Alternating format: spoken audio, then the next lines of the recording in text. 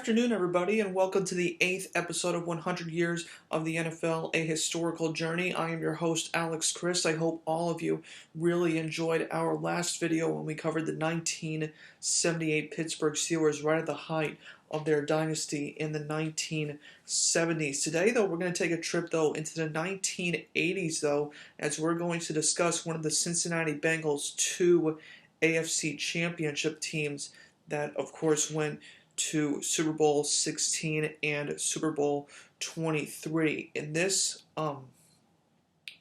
broadcast today, we're going to talk about the 1981 Cincinnati Bengals in this broadcast. And now the reason why I do say, though, the 1981 Bengals for this broadcast is I know in this season of 100 Years of the NFL, a historical journey, we're just talking about the greatest championship teams of all time. But of course, the Cincinnati Bengals, though, did not win either Super Bowl 16 or Super Bowl 23.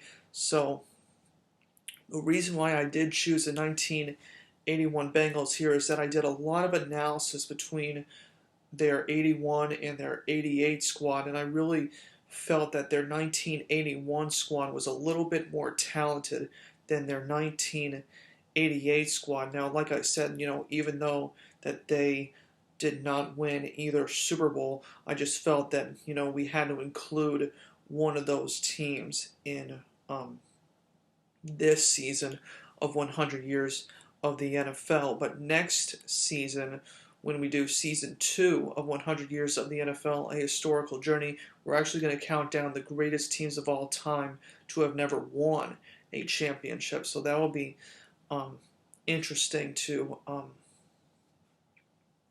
talk about next year when we talk about the 1988 Bengals. But just through my analysis, I felt the 1981 squad was a little bit better, even though I know that perhaps some Cincinnati Bengals fans might say their 88 team was a little bit better with Boomer Esiason and those guys. But, I felt their 81 squad with Ken Anderson and company was a little bit better than their 1988 squad. So, just bear with me here. But I also kind of felt, though, the 1981 squad, though, had a little bit more of an interesting story than their 1988 squad. And we're going to go ahead and we're going to delve into the story right before we talk about their 1981 season. So really the story of the 1981 Bengals, it really begins at the end of the 1975 NFL season when a really big decision was made, and it really altered the course of the Bengals franchise history, even though they were still a very young team then. But it was a decision made after the 1975 season that really impacted their organization over the next 5 years before, of course, their 81 season. So let's go ahead and let's delve into this story here for our broadcast. So in 1975, the Cincinnati Bengals finished with an 11-3 regular season record that season, and it set a new bar for the Cincinnati Bengals. They won 10 games actually in 1973, and then in 1975 they won one more game than their 73 season. But this was really a very interesting moment in Bengals history here, is because in 1975, with those 11 wins, the Cincinnati Bengals played the Oakland Raiders in the AFC divisional round that season, and it came down to a really close finish in that game. The Bengals only lost that game by 3 points against Ken Stabler and the Oakland Raiders, with John Madden, of course, and company on their squad. But what's interesting here, though, is that after that AFC divisional playoff loss, though, only 4 days later after that loss, the Bengals head coach, who was Paul Brown, and of course Cleveland Browns fans, we talked about him a lot in our conversation when we talked about the 1948 Browns. But what happened with Paul Brown, though, was that he was fired by Art Modell, I believe in 1962, 1963, and he was really out of football for about 4 or 5 years. But then once the Cincinnati Bengals expansion team came into the AFL in 1968, Paul Brown took over that franchise, and he really became the true um, first head coach of the Cincinnati Bengals and, of course, the Cleveland Browns. He's really the founding father of two NFL franchises here. But with Paul Brown, though, like I was going back to, only 4 days, though, after that divisional loss to Oakland in the 1975 playoffs, he stepped down as the Bengals head coach, and he really had to come to a big decision between two really loyal staff members that he had with him on the Bengals.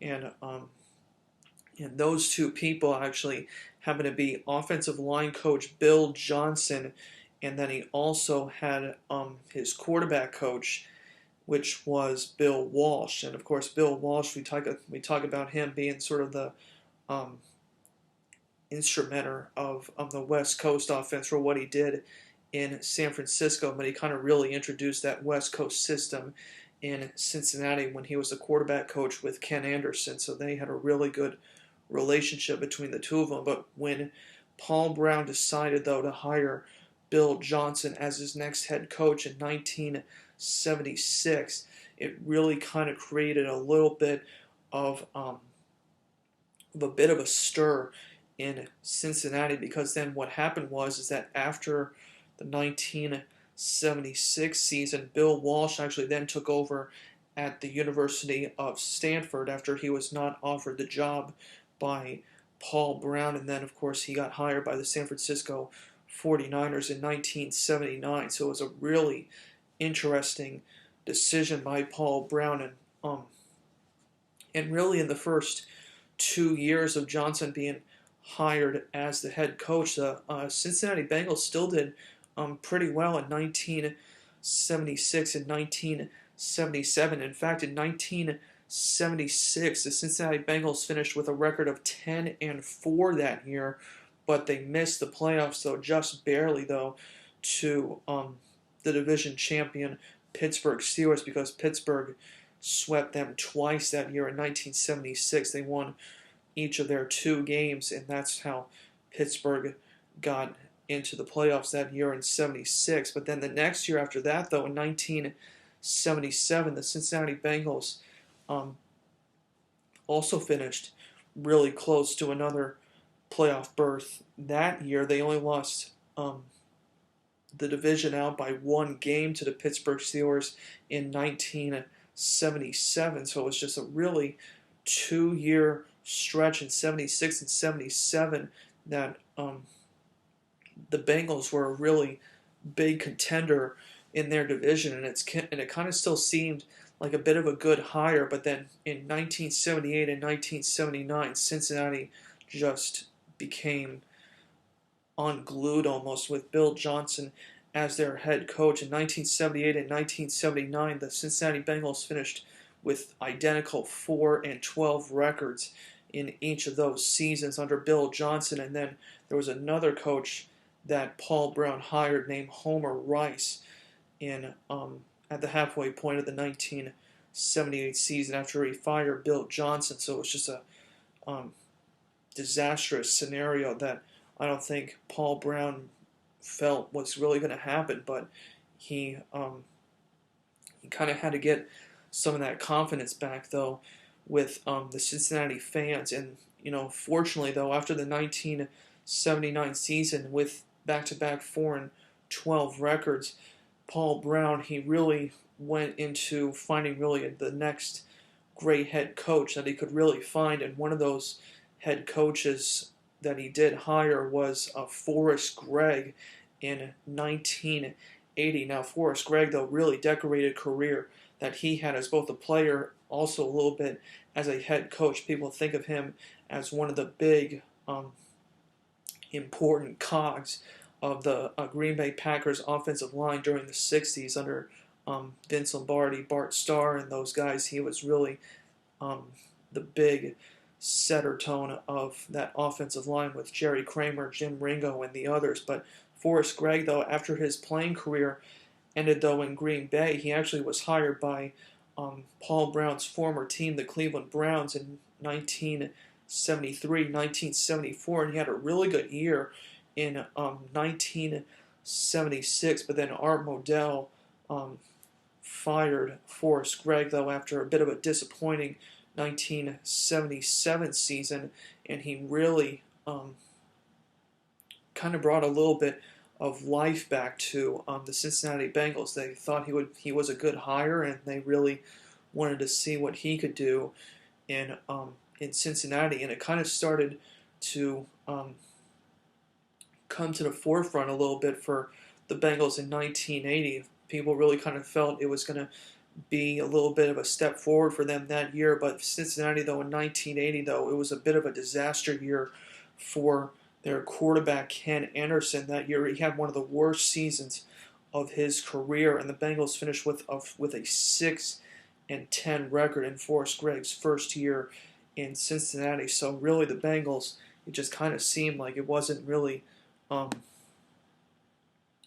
working out for them over that 3-year stretch from 1978 to 1980. I bet a lot of Cincinnati fans were thinking, what's going to get the ball going right? How are we going to get back to being the team that we were contending for in the mid-70s and, of course, the early years under Paul Brown as their head coach. But in 1981, though, Cincinnati Bengals, though, they became one of the biggest surprise stories, I think, of any team in NFL history when they accomplished what they did in 1981. And before we get into the 1981 Bengals key statistics offensively and defensively, I want to share with you just a little bit of a side note, though, about the 1981 Bengals, kind of like what I was just mentioning about with how big of a surprise story they were in 1981 when the NFL experts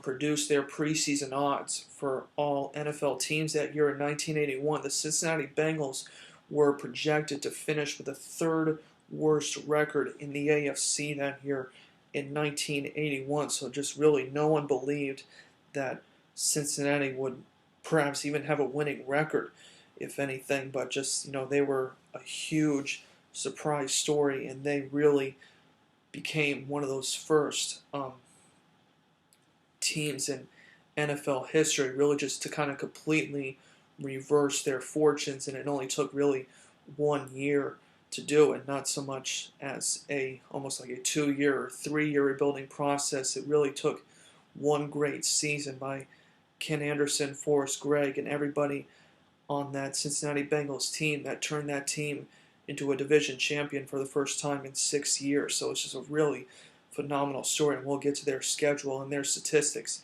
in just a little bit. But before we get into that, I want to talk a little bit about some of the key offensive and defensive players the Cincinnati Bengals had on their 1981 roster. So let's go ahead and let's start out with their offense here. We'll talk about quarterback Ken Anderson first here. And, of course, Ken Anderson, a 4-time Pro Bowler in his career, and, of course, he won NFL MVP honors in 1981 as well, like after a really disastrous season that he had in 1980. It was just a great story for Ken Anderson in 1981. And as for Anderson, just kind of a little bit of a strange story for him, really coming from like a low Division II, Division III school from Augustana College in Illinois. He was a third-round draft pick from there in 1971, and he really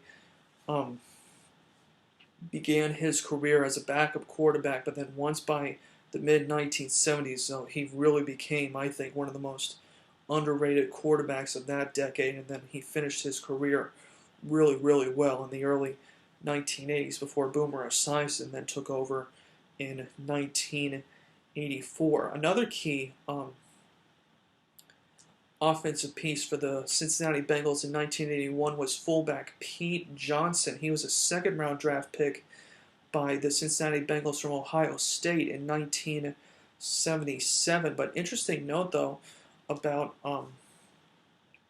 Pete Johnson here is that during one of those 4-12 years that the Bengals had in 1978 and 1979. In 1979, Pete Johnson had 14 rushing touchdowns that year for the Cincinnati Bengals. So he really kind of took advantage of a bit of a um, struggling year for Cincinnati. But in 1981, though, he kind of really got back to his form in 1979 and became a really big piece of that Cincinnati Bengals offense when Ken Anderson was having his MVP season. Pete Johnson became a really important member on their offense. And then, of course, another really key offensive piece of the 1981 Bengals was, of course, the broadcaster for NBC's Sunday Night Football, Chris Collinsworth. A lot of people talk about Chris Collinsworth being the um, member of the 1981 Bengals draft class, and he was a second-round draft pick from the University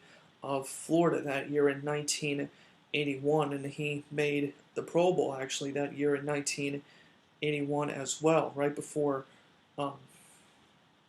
he started really performing almost at more of a special teams player and more of a maybe second, third string wide receiver when Boomer Esiason took over as quarterback. But Chris Collinsworth, really great rookie season in 1981, and we're going to get to that when we talk about their schedule in a little bit. Another key piece, though, for the Bengals offense, though, in 1981, though, was tight end Dan Ross, and this was a really interesting find here by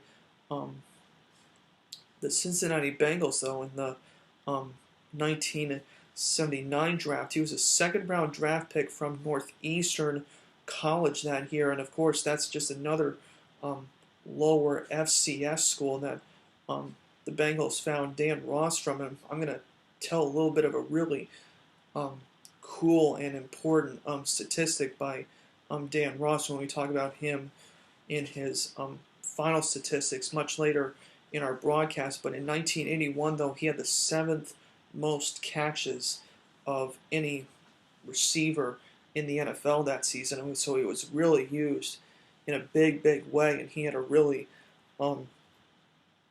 phenomenal year in 1981. And we'll get to that when we talk about their schedule later as well. So, and then also another really key piece for the Cincinnati Bengals in 1981, you cannot forget their Hall of Famer left tackle Anthony Munoz that they drafted in 1980 from USC. He was the 3rd overall pick that year in the 1980 NFL draft, and just a really decorated career for Munoz for what he did with the Cincinnati Bengals. He was an 11-time Pro Bowler and a 9-time All-Pro with them as well. So just a phenomenal career that Munoz had with the Cincinnati Bengals, and of course, really key piece of the Cincinnati Bengals offensive lines in 1981 and 1988 when they reached Super Bowl 16 and Super Bowl 23. Just a tremendous player and probably one of the best offensive linemen of the 1980s, bar none, with the Bengals that season. And then, of course, we'll take a look at some of the key defensive players the Cincinnati Bengals had in 1981 as well. We'll start out with one of their linebackers who was a Pro Bowl selection in 1976 with the Cincinnati Bengals. His name was Jim LeClaire, and he was really a really key leader of that front seven of the Cincinnati Bengals defense that just really didn't have a whole lot of Pro Bowlers and all-pro defensive ends or linebackers. It was really Jim LeClaire who was really the only Pro Bowl linebacker on that 1981 Bengals roster. But with Jim LeClaire, though, he was a 3rd-round draft pick, though, from North Dakota in 1972. So like I said about Dan Ross, another FCS school that they got Jim LeClaire from that season in 72. Another piece of the Cincinnati Bengals defense in 1981 was cornerback Louis Breeden, and he was a 7th-round draft pick from North Carolina Central in 1972. 1977, and then in 1982, not 1981, but in 1982, Breeden was an All-Pro selection that year in '82. But Breeden, though, had some really impressive years with the Cincinnati Bengals, but it was really that only one year in 1982 where he received either Pro Bowl or All-Pro honors. Just some Cincinnati Bengals players had really good years during the '70s, but they were just snubbed from the Pro Bowl or All-Pro teams from the NFL experts at the end of their seasons. And then another key defensive piece that was also snubbed for the Pro Bowl and All-Pro for much of his career was quarterback Ken Riley, and he was a sixth-round draft pick from Florida A&M in 1969 by the Bengals. And this is really interesting here about Ken Riley. Of course, I was talking about him being a draft pick in 1969, but he was perhaps one of the more longest tenured Cincinnati Bengals players in their history. And of course, he was probably the last Cincinnati Bengal who was a member of the Bengals when they were an AFL team. Of course, like I mentioned, with the AFL and the NFL merging in 1970, when Riley was drafted in 1969 and was a starter as a rookie, and then once he stretched out his career as long as he did, when 1983 was his last season and he earned the All-Pro selection honors for the first time in his career. Just another really dynamite player for the Cincinnati Bengals defense that just really wasn't recognized as much as he was throughout his career. So just once again, a little bit of distaste that the NFL experts had for some of the really big pieces of the Cincinnati Bengals defense. And then, of course, two big special teams players that the Cincinnati Bengals had in 1981 was kicker Jim Breach, who actually led the AFC in 1981 with 115 points scored that year. An interesting note about Jim Breach is he began his career actually with the Oakland Raiders, and he was signed by the Bengals in 1980. In 1981, though, I felt that season in '81 was a better season than he had in 1988. That was one of the other decisions that I made to determine their 1981 squad. I just thought Breach had a little bit of a better season in '81 than he did in '88. So another really great signing by Paul Brown and his staff targeting Breach. And then also their punter, Pat McNally, he really was a big piece on the Cincinnati Bengals special teams as well. He averaged 43.1 yards per punt in 1978 during that really struggling year for the Cincinnati Bengals when they went 4-12 in '78 and '79. But McNally, though, he was a fifth-round draft pick from Harvard actually in 1975, so going to the Ivy League schools for the Bengals drafting those players as well. So just really the great combination of some of the bigger schools and some of the FCS and Ivy League schools that the Cincinnati Bengals targeted these key players on both offense and defense for them, and they really stepped up in a big way when the 1981 season began for these players on offense and defense for the Bengals, and one of the greatest turnaround seasons in NFL history. The word coming out of the Browns was the game had passed me by.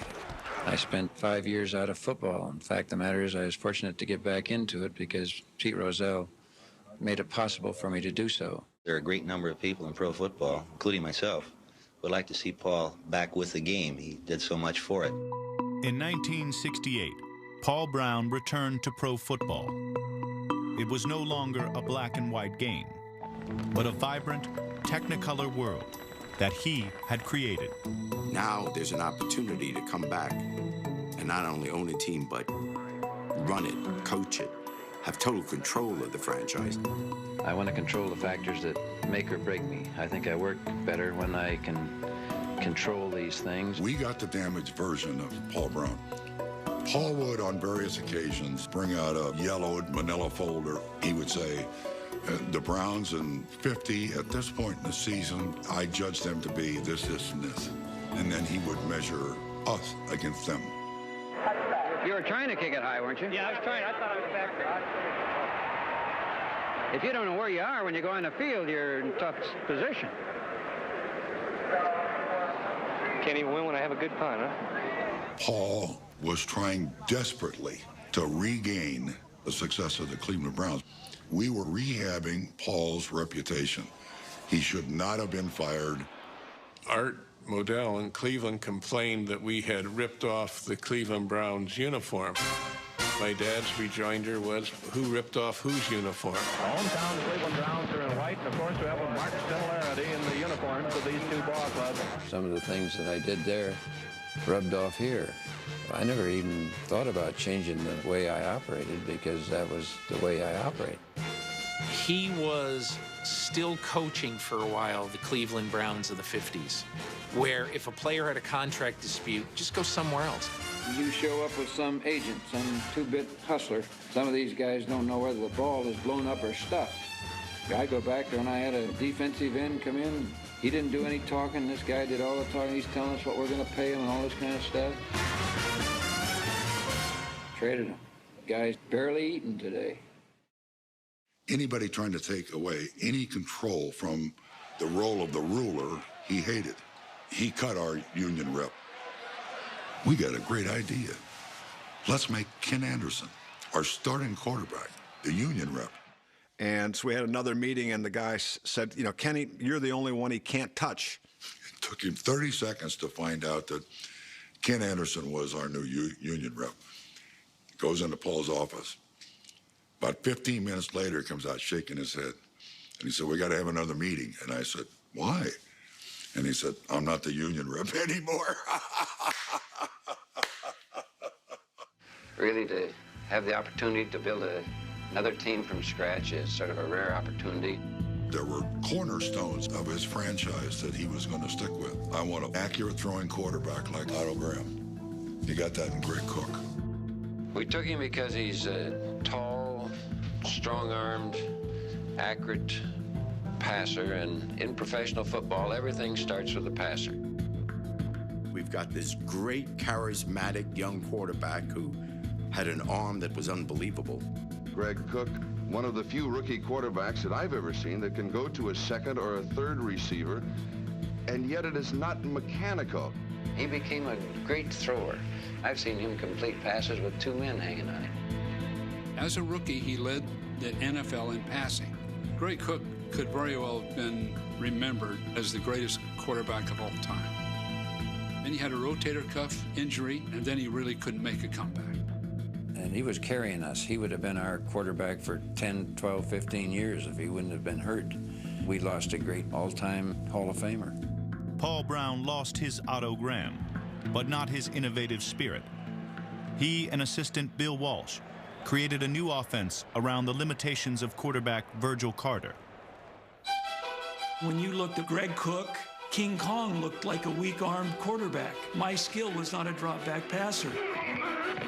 Whatever you do, don't put it up and get us into trouble. With his arm, we devised a short passing game based on timing and receiver selection. All the things we talk about in terms of the West Coast offense, that's what Coach Brown ran at Cincinnati. The quarterback drop, the timing passes, the catch and run plays. That was Paul Brown's Ohio River offense. Brown turned the Bengals into a contender, and Cincinnati won a division title in its third season, faster than any expansion team ever had before. Over his last 4 seasons, the Miracle Man won almost 65% of his games. I was coach of the year down here with the Cincinnati Bengals with the same record that I left Cleveland with. But to Paul Brown, only one thing mattered: beating the team that bore his name. The first couple of games, Paul wanted to make a statement to Art Modell that maybe they made a mistake by letting this guy get away. He gets away. Now he throws, and it is caught. The happiest moment of Paul Brown's career was beating the Browns. I can remember the first time we beat Cleveland, and I got sort of carried away there. The only time I ever saw Paul cry was when we beat Cleveland and we gave him the game ball. And he couldn't stop. Why did you retire from coaching? I thought it was time. I was, I don't know what, 67, 68 years old, somewhere around there. And, you know, in our country today, if you get over 50, they think you ought to clear out. On New Year's Day, 1976, Paul Brown left the sidelines on his own terms. As general manager, he had to choose a successor, longtime assistant Bill Johnson, or his most innovative protege, Bill Walsh. Bill Walsh was young, vibrant, exciting, kind of a California guy. Bill Johnson, old school, tremendous coach. I can understand why Paul Brown went that way. Bill Johnson is possibly my closest friend. I'd follow Bill to the end of the earth. There is no connection between my leaving and Bill becoming the head coach. When you're used to being the man, the genius, the creator, it's hard to believe that some young whippersnapper can take your ideas and take them to a further degree. Bill, I don't want to try something that we're gambling a lot on. When I appointed a coach here, I went with the sort of the senior assistant that I had, Bill Johnson. At the time, we thought that Bill Walsh was going to be here. The same mistake that the Browns had made in firing Paul Brown probably made in hiring Bill Johnson over Bill Walsh. The Bill Johnson era lasted just 33 games. Paul Brown had bypassed the most brilliant football mind since Paul Brown. Welcome back, everybody, to 100 Years of the NFL, a historical journey. We're going to continue with our conversation on the 1981 Bengals after I was able to show you some of the key highlights of the 1970s of the Cincinnati Bengals, of course, with Paul Brown becoming the first head coach of the Cincinnati Bengals, and then, of course, that big decision that I was talking about with Paul Brown hiring Bill Johnson over Bill Walsh in 1976. And of course, like I mentioned, with the first 2 years in 76 and 77, it looked like a good hire in the first place, but then once 78 and 79 rolled around, it was really 2 struggling years before Forrest Gregg then came in 1980. And then the next year, as we're going to get into, one of the biggest surprise stories in NFL history when we look at their schedule and see who they took down during their tremendous turnaround season in 81. But before we get into the Bengals schedule here, I just want to point out a few key offensive and defensive statistics here on the Cincinnati Bengals. We'll go ahead and we'll start out with their key offensive statistics here. So the Cincinnati Bengals in 1981, they had the 3rd ranked offense in the National Football League that season. They were 3rd in passing, but they were 17th, though, in the rushing game. So a little bit weak in the rushing department, but that rushing game was used more as a ball control, time control situation for the Cincinnati Bengals. They were a little bit of an explosive offense, but that running game was used really, really well for the Bengals that season, with Pete Johnson getting most of the workload and Ken Anderson, of course, being the starting quarterback that he was for most of the season with the Bengals that season under head coach Forrest Gregg. But big thing, though, about this Cincinnati Bengals offense, though, they had a really good balance between passing touchdowns and rushing touchdowns here. They passed for 30 passing touchdowns between Ken Anderson, Turk Schoner, and they also had a 3rd quarterback that saw some playing time in Jack Thompson, who also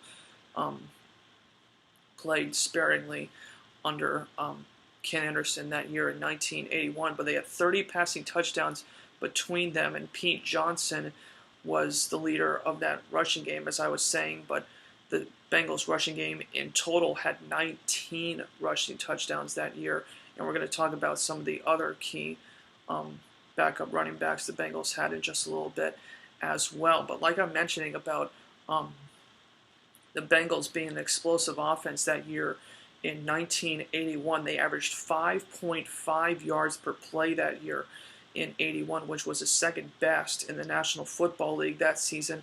But this Bengals offense, though, kind of like what I mentioned about the Patriots in 2016 and some of the other teams that we've discussed, really stingy in the turnover department that season as well. In 81, they only had 24 turnovers that year in Cincinnati, which was the best actually in the National Football League that season. Only 12 interceptions and only 12 lost fumbles for the Bengals offense in 81, and they did a really good job moving the ball down the field as well. They had 361 first downs during the regular season, which was the third best in the National Football League that season. And like I mentioned about Ken Anderson's MVP honors that he had at the end of the year in 1981, just to show you how amazing the Bengals passer rating was in 1981. It was a 93.3 passer rating between Anderson, Schoner, and Thompson, even though Anderson, like I said, started all 16 games, but all three of those quarterbacks combined for a 93.3 passer rating, which was also best in the National Football League that season as well. So a really great job by Forrest Gregg and his offensive coordinator, Lindy Infante, really developing Ken Anderson very, very well as the offense around him. And of course, Lindy Infante kind of really more known for being the offensive coordinator under Marty Schottenheimer during the Browns years of the 1980s, but he was a pretty decent offensive coordinator with Forrest Gregg before he got a head coaching stint in Green Bay at the end of the 1980s. So he had a really decorated career for himself. And the Bengals offensive line under their left tackle, Anthony Muniz, they only had 35 allowed sacks that year in 1981. A little bit high, though. It was 12th ranked, though, in the National Football League that season. It's still a very disciplined offensive line with Anthony Muniz being the leader of the Bengals offensive line. And then also with the Bengals three quarterbacks as well, their completion percentage between Anderson, Schoner, and Thompson was 60.4%, and that was also the third best in the National Football League as well during the 81 season, and their offense averaged 26.3 points per game that season as well, which was, of course, as well the third best in the National Football League as well. So just an incredible offensive turnaround for the Bengals after a 6-10 record in 1980. It just kind of really seemed that, a lot of people really expected the Bengals to not be even in the slightest of contending in their division, let alone be in the playoffs that year. But just a phenomenal turnaround by Forrest Gregg, Lindy Infante, Ken Anderson, and so many others on that offense that we'll get to later when we talk about their final statistics at the end of our broadcast. But before we get into their schedule, I just want to also point out a few defensive statistics here on the 1981 Bengals here. They had the 12th ranked defense, though, in 1981, so a little bit of a struggle for Cincinnati in 81 here. They were 22nd ranked in the passing department, but their rushing game, though, was really, really good. They were the 9th ranked rushing defense that year in 81. They gave up 24 passing touchdowns and 12 rushing touchdowns that season. So a little bit high for that Cincinnati Bengals defense, but still a very decent effort, though, by Cincinnati for most of the season that year. They allowed 5 yards per play that year as a defense, which was 13th in the National Football League that season. Turnovers also a little bit weak for the Bengals defense as well. They only had 37 takeaways that season, which was the 16th ranked in the National Football League in 81 as well. They had 19 interceptions and also 18 fumble recoveries, so just kind of almost a hit and miss defense in Cincinnati. Not so much the ball hawk secondaries as we have seen so far, talking about the 48 Browns, the 78 Steelers, and of course some of the early Bills and Jets years. The Bengals just had a little bit of a different defense than some of these other teams that we have talked about so far in our 100 years of the NFL, a historical journey.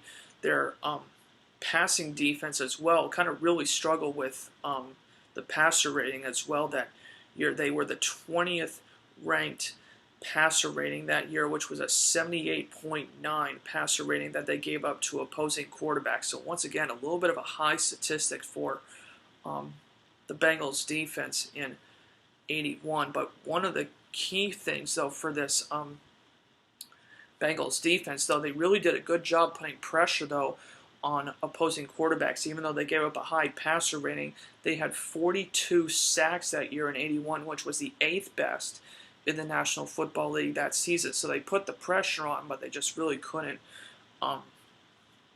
cover the deep ball as well as the other teams that we have talked about so far. And for the Bengals defense as well, they gave up 19 points per game, and they also gave up 4 yards per rush in 1981 as well. So like I said, just kind of a little bit of a mediocre average defense for the Cincinnati Bengals. But for most of the season, though, it was really their offense that was the big star. A lot of the defensive players just didn't really have their time in the spotlight. Most of the focus was on Ken Anderson and the Cincinnati Bengals offense. And of course, the other thing that I mentioned as well is because not a single one of the Bengals defensive starters in 1981, none of them received Pro Bowl bids, which is why I singled out some of the other really key leaders that had Pro Bowl seasons before the 81 season, like LeClaire, Breed, and Riley, and some of the other secondary unit players on the Cincinnati Bengals just really overlooked in that 81 season, even though they did have some good individual performances that we'll get to later when we talk about their schedule. And let's go ahead actually and let's delve into the 1981 Bengals schedule here. And then right after I'm done with their schedule here, we're going to take a look at some of their regular season highlights of their 1981 season as well. So let's go ahead and let's delve into the Bengals schedule here. So in week 1 of the 1981 regular season, the Cincinnati Bengals played the Seattle Seahawks in this game, and they won this game by the score of 27-21 in this game over Seattle. Ken Anderson got the start in this game, but he really struggled, though, in this game with 2 interceptions. So it was his backup quarterback, Turk Schoner, who actually came into this game to kind of pipe some life back into the Bengals offense. But both Turk Schoner and Ken Anderson combined for 169 passing yards in that Week 1 win. Schoner also contributed in the Bengals rushing game as well. He combined with Pete Johnson, Charles Alexander, and also Archie Griffin. How about that? He was, of course, the only player in NCAA history to have 2 consecutive Heisman trophies in his career. He got a spot on the 1981 Bengals AFC championship team, but both Pete Johnson and Archie Griffin had 3 rushing touchdowns in this Week 1 win over Seattle. But Schoner and Alexander teamed up with Johnson and Griffin for 210 rushing yards in that Week 1 win over Seattle. And then Steve Kreider, Chris Collinsworth, and tight end Dan Ross had 130 yards receiving in the game. And the Bengals defense also stepped up really well in the game as well. They had 4 turnovers, and linebacker Bo Harris had an interception in that Week 1 win over the Seahawks. So a pretty good start for the Bengals rushing game and the Bengals defense in that Week 1 win over Seattle. Week 2, the Cincinnati Bengals went to play the New York Jets in that game, and they won it by the final score of 31-30. So a really tight game in that Week 2 win over the Jets in New York. Ken Anderson, though, he started a really come into himself, though, in this game. Though he had 252 yards passing in this game, 2 passing touchdowns, but also did have an interception in the game as well. Archie Griffin, though, had another rushing touchdown, though, in that win against the Jets, and Pete Johnson combined with him for 68 rushing yards, so a little bit of a weak rushing game in that Week 2 victory. But Archie Griffin also had a receiving touchdown in the game as well. Pete Johnson, Isaac Curtis, and Chris Collinsworth combined for 237 receiving yards in that Week 2 win over New York. And the Bengals defense, once again, pretty decent effort against the Jets with 4 sacks and also a turnover in that Week 2 win over the Jets. Week 3, the Bengals played against the Cleveland Browns in this game, but they lost this one, though. This was their first loss of the season. They lost 20-17 against Paul Brown's former team, as he mentioned in the highlights I showed you just a little while ago. But in this game, though, Anderson, though, he had 238 passing yards in this game, and he also had another passing touchdown here.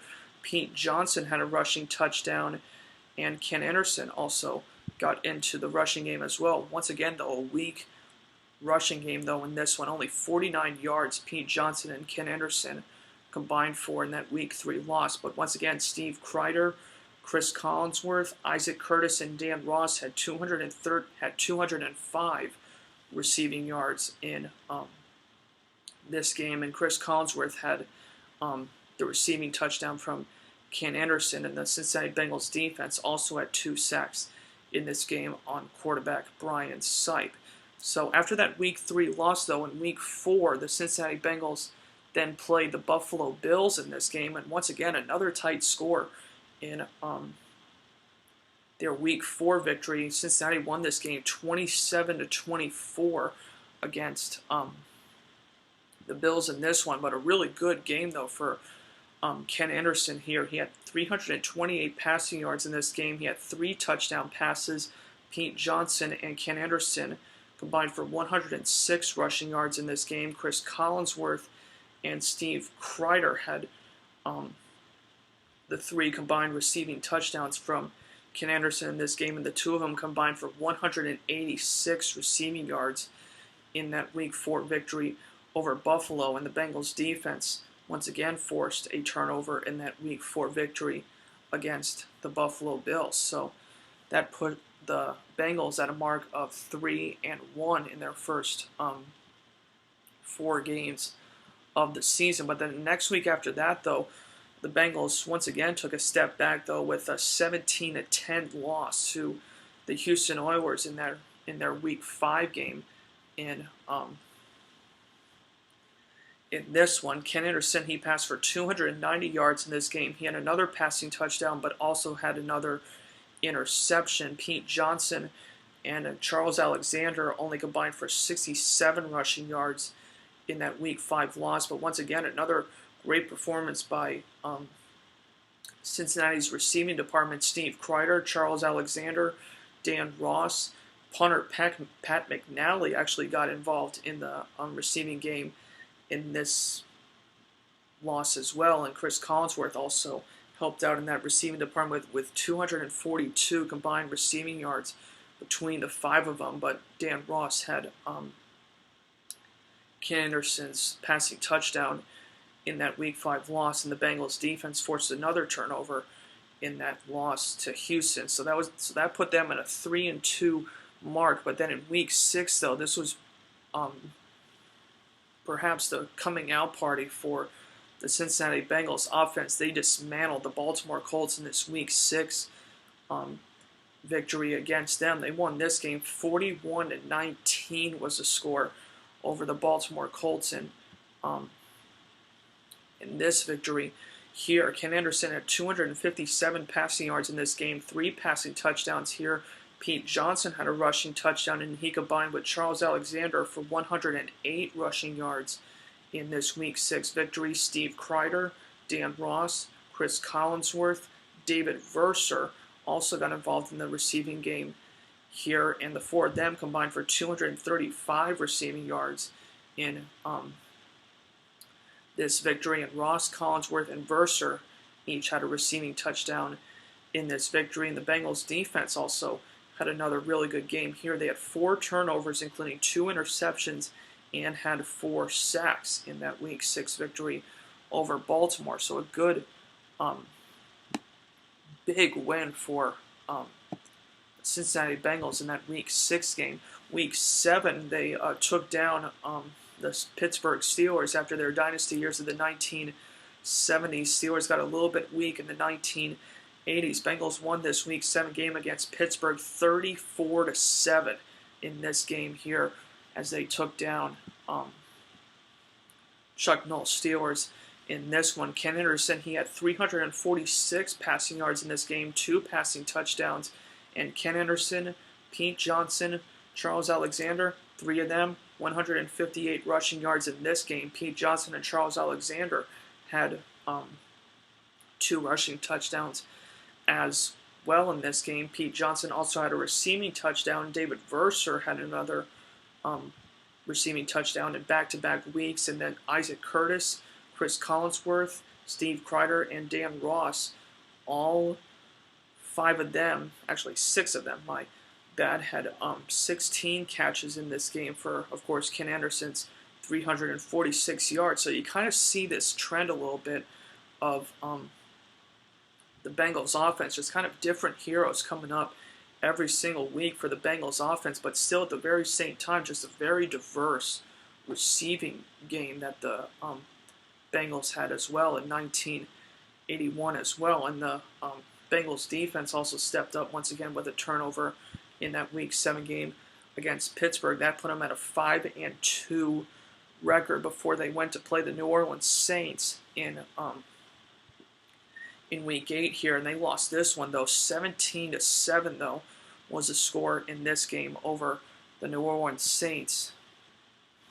In this loss, Ken Anderson and Jack Thompson were the 2 quarterbacks in this Week 8 game against New Orleans. They combined for 198 passing yards in this game, and Jack Thompson had the passing touchdown in this game, but he also did have an interception here. Pete Johnson, really weak game once again though for the Bengals rushing game. They had 51 rushing yards with Pete Johnson in that Week 8 loss to New Orleans. Dan Ross had the touchdown pass from Jack Thompson in this game. Isaac Curtis, Chris Collinsworth, and Steve Kreider had 173 combined receiving yards between the 4 of them, and the Bengals defense had 2 sacks and 1 turnover in that Week 8 loss to the Saints. So that put the Bengals, though, at a 5-3 mark, though, through their first 8 games. But then once the second half of the season came into it, the Bengals really went on a tear over their last 8 games, as we're going to get to here with their Week 9 win, getting some revenge on the Houston Oilers in this game. Here, the Bengals won this game in Week 9. Final score was 34-21 in this game over the Oilers in Week 9. Ken Anderson had 281 passing yards in this game, 3 passing touchdowns, and Pete Johnson had 140 scrimmage yards in this game. He had 1 rushing touchdown as well in that Week 9 win over Houston. Dan Ross had 2 of the 3 passing touchdowns from Ken Anderson in this game. Chris Collinsworth had the other one. M.L. Harris as well got into this receiving game here, and Isaac Curtis, the 4 of them combined for 241 receiving yards in this game, and this turned out to be another good game for the Bengals defense with 4 turnovers as well as 3 interceptions, along with the 4 turnovers in that Week 9 victory for the Bengals. Week 10, the Bengals played against the San Diego Chargers in this game. They absolutely just tore apart Dan Fouts and Eric Coryell in this game. Cincinnati won this game. Final score was 40-17 in this Week 10 victory over San Diego. This was just a true coming out party for the Bengals, both offensively and defensively in this game. Anderson, once again, 288 passing yards in this game, 2 passing touchdowns, but also did throw an interception. But Charles Alexander, Ken Anderson, and Pete Johnson had 102 rushing yards combined in this game. Pete Johnson and Charles Alexander had 2 rushing touchdowns in this game over San Diego. Steve Kreider, Isaac Curtis, and Chris Collinsworth, the 3 of them, though, they combined for 285 receiving yards in this Week 10 victory over San Diego. Steve Kreider and Isaac Curtis had the 2 receiving touchdowns against the Chargers. But the Cincinnati Bengals defense, like I said, just a big game for them against Dan Fouts and company. Louis Breeden had 2 interceptions in this game, and he had a return touchdown in this Week 10 victory over San Diego. And this Bengals defensive line and linebackers, they had 6 sacks in this game and 5 turnovers, along with Breeden's 2 interceptions. So a really impressive victory for Cincinnati Bengals in Week 10, and that put them at a mark of 7-3. Week 11, the Bengals played against the Los Angeles Rams in this one. They won this game 24-10 was the score over the Rams in Week 11. Ken Anderson and Jack Thompson were the 2 quarterbacks again in this game. Perhaps the weakest game though for the Cincinnati Bengals passing attack though here in this Week 11 victory. Anderson and Thompson only combined for 97 passing yards in this game, and Ken Anderson again had a passing touchdown, but also did have an interception in this game. Pete Johnson, though, had 2 rushing touchdowns in this game, and Ken Anderson combined with him for 114 rushing yards here.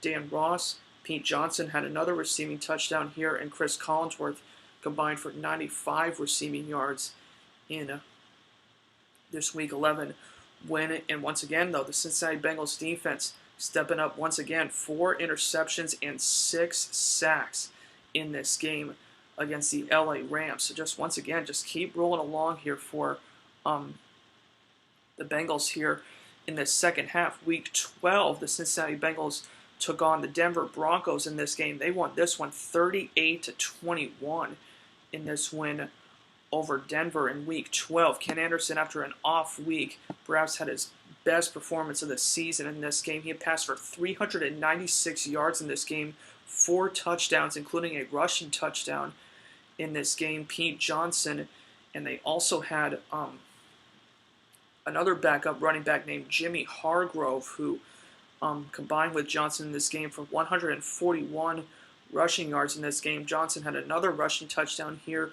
Steve Kreider, Pete Johnson, Charles Alexander, Chris Collinsworth, M.L. Harris, and Dan Ross. They had 25 combined catches between the 6 of them in this game for Ken Anderson's 396 passing yards here. Once again, Bengals defense coming alive once again. Kent Riley had 2 interceptions in this game. Bengals defense also had 4 sacks and 2 additional turnovers, along with Riley's 2 interceptions. And I forgot to mention as well, Pete Johnson, Charles Alexander, and Chris Collinsworth had 3 of Anderson's passing touchdowns in that Week 12 win over Denver. Week 13, the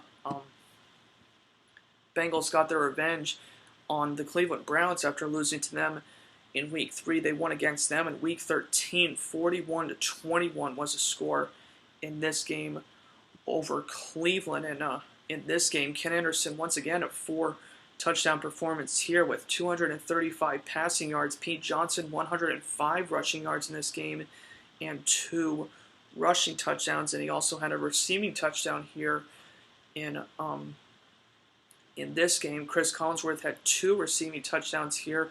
M.L. Harris had a receiving touchdown. Dan Ross and Isaac Curtis, between the 5 of them, 243 receiving yards in this Week 13 victory. Once again, Bengals defense stepping up here in the second half of the season. 3 turnovers and 5 sacks in that Week 13 victory against Cleveland. So just kept the ball rolling really, really well, and that put the Bengals at a really solid mark entering their final 3 games of the season. But the Bengals had to close it out, though. But in Week 14, though, this turned out to be a bit of a Super Bowl preview, though, of Super Bowl 16 here. They lost to the San Francisco 49ers in Week 14 after winning their last 5 games. They got ended by their winning streak against the 49ers here. They lost this one 21-3 in this game against Joe Montana and former head coach Bill Walsh in this game. So it's kind of a little bit of a karma game here for the Bengals here in this Week 14 loss. Ken Anderson and Jack Thompson, they combined for 211 passing yards in this game, but 3 interceptions. That kind of cost them in this game here. Ken Anderson, Pete Johnson, and Charles Alexander, 155 rushing yards, though, between the 3 of them in this game. And Steve Kreider, Pete Johnson, Chris Collinsworth, Dan Ross, 184 receiving yards in this game. And the defense also had an interception from Ken Riley, but those 3 interceptions, though, from Ken Anderson and Jack Thompson really cost them in that game against the San Francisco 49ers in Week 14. But then in Week 15, though, the Bengals completed their season sweep, though, against the Pittsburgh Steelers here. They won this game. A little bit of a tighter one, though. 17-10 was the score in this game. Ken Anderson had 215 passing yards in this game, 2 passing touchdowns, and also did have an interception here. But Anderson, Johnson, and Charles Alexander, 103 rushing yards here. Steve Kreider, Pete Johnson, Isaac Curtis, Chris Collinsworth, Dan Ross, 209 receiving yards between the 5 of them once again in this game. And Steve Kreider and Isaac Curtis had the 2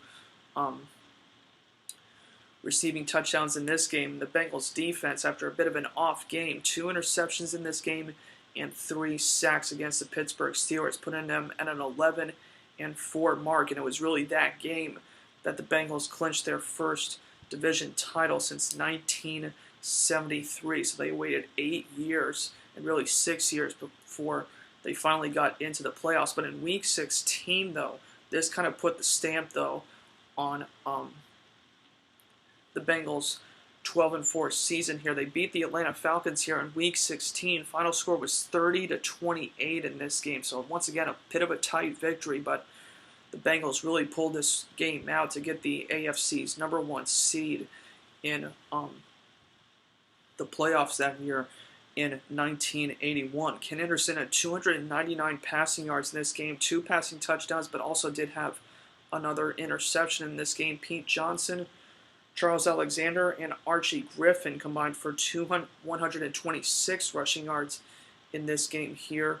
And Griffin had another rushing touchdown in this Week 16 victory. Chris Collinsworth, M.L. Harris, Dan Ross, Steve Kreider, Pete Johnson, and Charles Alexander, 276 receiving yards between the 6 of them in this game. And Chris Collinsworth and M.L. Harris had the 2 receiving touchdowns here. And on defense, 2 sacks, and Reggie Williams, another kind of a bit of an unknown linebacker, he had an interception in that Week 16 victory over Atlanta.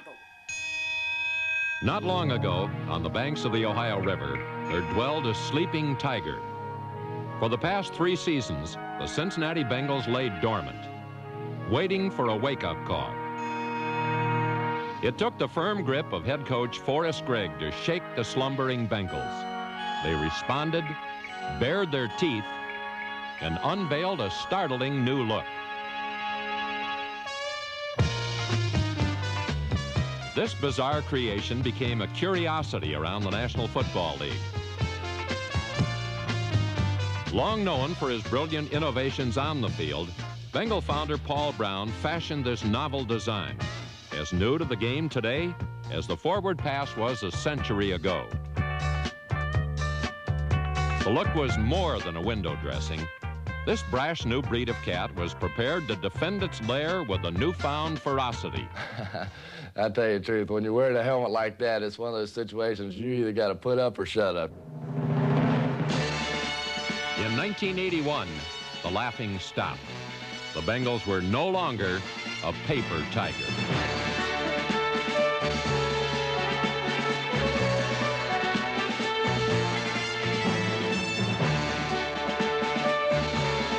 Bengals became extremely aggressive.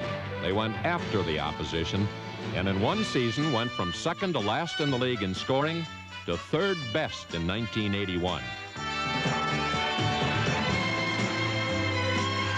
The Bengals combined firepower with willpower.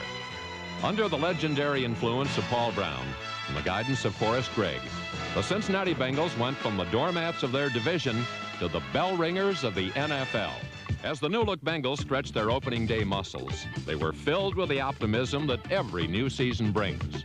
Big plans for the future were underway. But again, it looked like the present got in the way. In the first period against Seattle, quarterback Ken Anderson threw 10 incompletions and was intercepted twice. He was removed from the game with the Bengals behind by 3 touchdowns. Were these the same old Bengals headed for last place? Not in 1981. Don't ever quit trying. You are a professional. You play 60 minutes of football, regardless of the score, regardless of the circumstance. Never, ever, ever quit.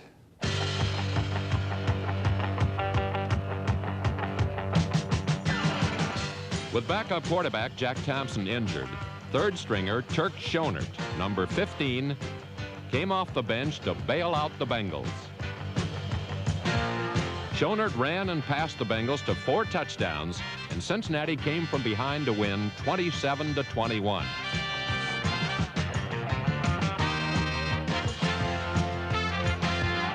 Ken Anderson was reinstated at quarterback, and the Bengals' ability to come from behind to win carried into week 2. Down by 11 to the New York Jets, they stormed back on a Mike St. Clair touchdown to win by a point. In week 4, the Bengals trailed again. High snap, gets it down. The kick is up in the air, and it's good! And the Bengals win it in overtime over the Buffalo Bills, 27-24. I think this team really needed discipline. I think it needed direction. And I think that it takes that to become a winner.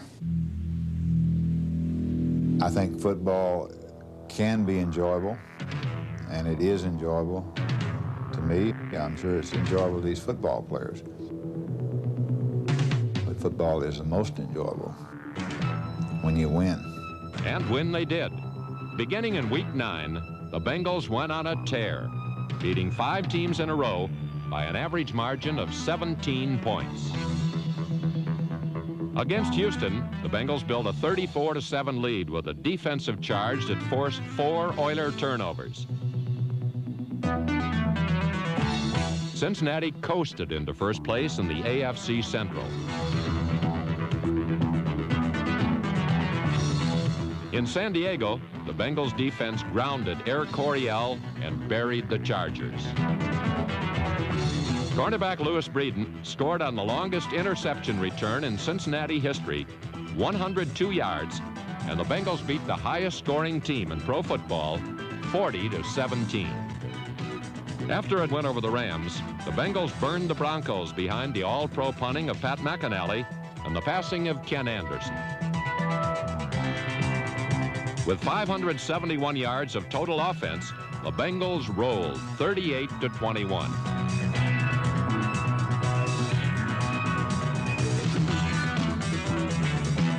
The Bengals climaxed the 5-game streak in Cleveland with a 41-21 thrashing of the Browns. Cincinnati owned sole possession of first place in their division and had the best record in the AFC. The transformation was complete. The ugly ducklings of pro football became the swans of the sport. What we're seeing is the fruits of hard work, hard labor. Nothing was really given to us. Everything was done with our own blood and guts and with our own selves. We support each other, and now we have our fans supporting us in the media. It's really exciting. Exciting was the word for the offensive line. Bolstered by tackle Anthony Munoz, the AFC Lineman of the Year, the unit gelled in their second year together. Bush, Lapham, Bujnak, and Montoya, Wilson, Moore, and Obravik all contributed in open running lanes for Charles Alexander, Jim Hargrove, Archie Griffin, and fullback Pete Johnson. Finesse is not a priority in the Bengals' running attack. It relies on power. And power is defined by the man that fills out the jersey of number 46.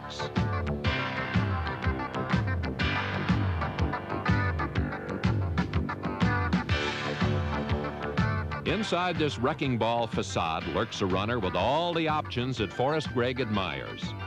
Pete Johnson is the type of fullback that I like. And when you give him the football and you give him any type of daylight, he's going to make yardage. He's going to make that tough yardage for you.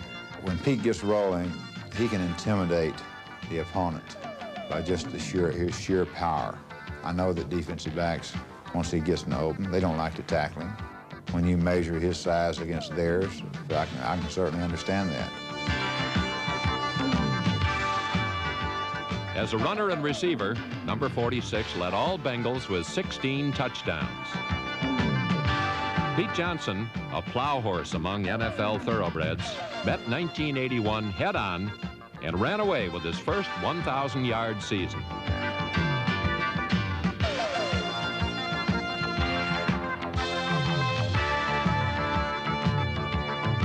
Joining Johnson in the backfield is a quarterback named Anderson, the same Ken Anderson the Bengals had 11 years ago. He has weathered hard times, a succession of injuries, and a stadium frequently filled with jeers to reemerge as the NFL's top-rated quarterback. After his shaky start in Week 1 against Seattle, Anderson rebounded to complete over 62% of his passes for 3,750 yards and 29 touchdowns. He had the lowest interception rate in the National Football League and added a number of gutty runs that made him the Bengals' second leading ball carrier. While it's true that many stars have shown in Cincinnati, without Anderson, they would not have had near the glitter. The only difference between me this year and last year, I think, is that I'm healthy. I think the second factor is I've got a lot of great people playing around me. A great offensive line and an outstanding group of receivers, headed by Isaac Curtis, number 85, the Bengals' all-time leading receiver.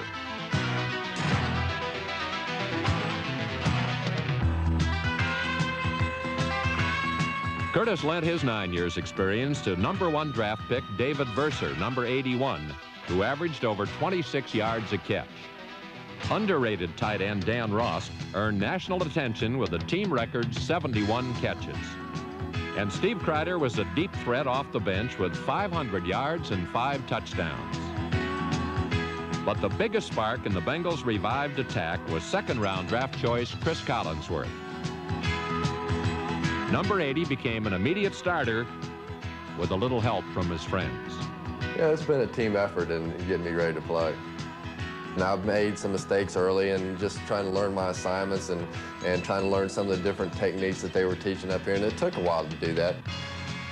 But they helped me and they stayed after me, especially Isaac. And if I can ever get to the point where I run my routes like Isaac Curtis, then I'm going to have a future in this league. For Chris Collinsworth, the future is now. Number 80 became the top rookie receiver in football with 67 catches, over 1,000 yards, 8 touchdowns, and a trip to Honolulu for the Pro Bowl.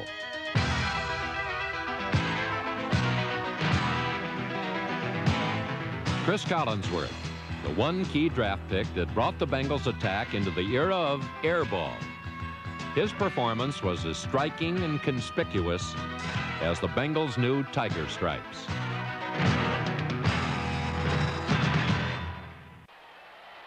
For the Bengal offense, the sky was the limit.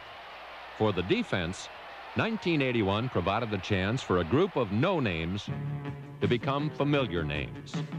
They were the final pieces of a football team with few discernible weaknesses. The unit was a mixture of talented young athletes bound by the experience of men like 13-year veteran quarterback Ken Riley, number 13. It was a defense that struggled early in the year. They had the talent, but did they have the right stuff? I never felt until just recently that these people were tough enough. But, mister, they have convinced me now. They get after people, and that's what I like.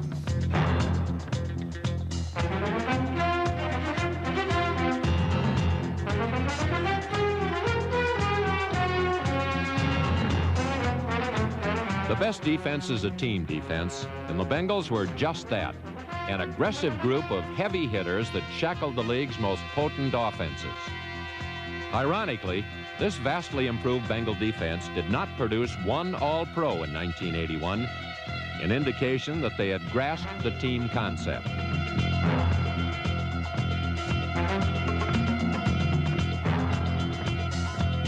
For future reference, there are names to remember. Down linemen Edwards, Whitley, Browner, St. Clair, and Burley.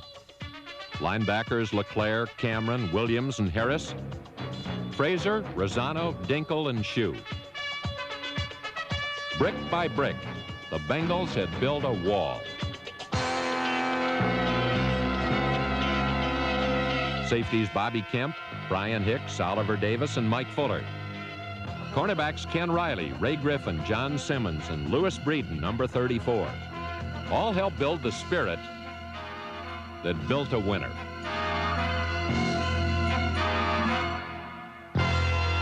Still growing, the Bengal defense finally headed in the right direction. And it was clear that Forrest Gregg's influence had made a difference. His influence is a big part of our team. You know, he came in and gave us direction and discipline when we needed it, and turned his team around. And as you can well see, it's worked. So we're pleased with him. You know, he's a great head coach, a great man too. He was able to come into a room of 60, 70 men who were used to being called the dregs of the NFL, and tell them they could be somebody, and not just somebody, they could be the best. You know, there's a football side and a personal side, and I think, you know, the two are kind of distinct sometimes, and you can see him out in a restaurant, and he's a super guy to be around. But once you walk through the doors here, the practice field or the stadium, it's all business. That's the way it has to be. Come on, Kenny! We quit blocking anybody. We're not running. We're not doing anything. Boy, I tell you what, Pat kicks like somebody with a busted knuckle. Hey, you know what? You know what? You know what? You're always out of position or something. Well, hey, he can't push off with his hand for crying out loud. What league have you been refereeing in? Can he wave his hand in front of the guy's face? You don't touch him. You gotta be kidding. Hey, you guys are reading a different rule book than me. Hey, Fred! Hey, could you ask him, explain that to me, please? I'll be very calm about this, okay? I will, okay. All right. Did the guy jump off sides or not? I was thinking of going lead up. You're right. He was flexed off the ball, so. Oh, okay, all right. So he came in, he was all out. right. You got a better view than me. I apologize. Okay. Okay, hey, I want to run the ball at them now. Stick it to them. Stick it in them.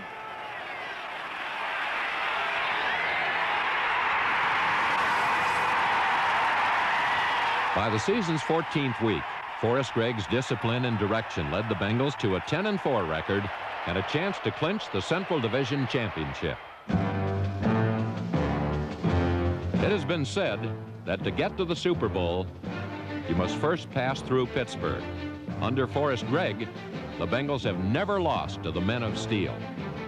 Players and coaches alike go after the Steelers with an uncommon zeal. When you play Pittsburgh, you understand what's in front of you. And I think good football players, I think they respond to that challenge. Our guys, for some reason, they know that they must play their best football against Pittsburgh. Otherwise, they're going to get beat. And they're not only going to get beat by the score, they're going to get beat physically. And they understand that. Let's go, Billy! Yeah, come on, Kenny! Right there, right there!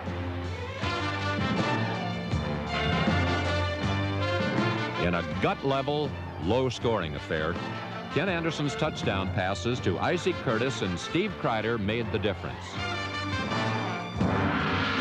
The 17-10 win clinched Cincinnati's first division crown since 1973. Yes, there was a new and powerful force in the AFC Central, acknowledged by Steeler coach Chuck Noll. All right, hey, listen, congratulations go all the way. One thing right now, you may have worked.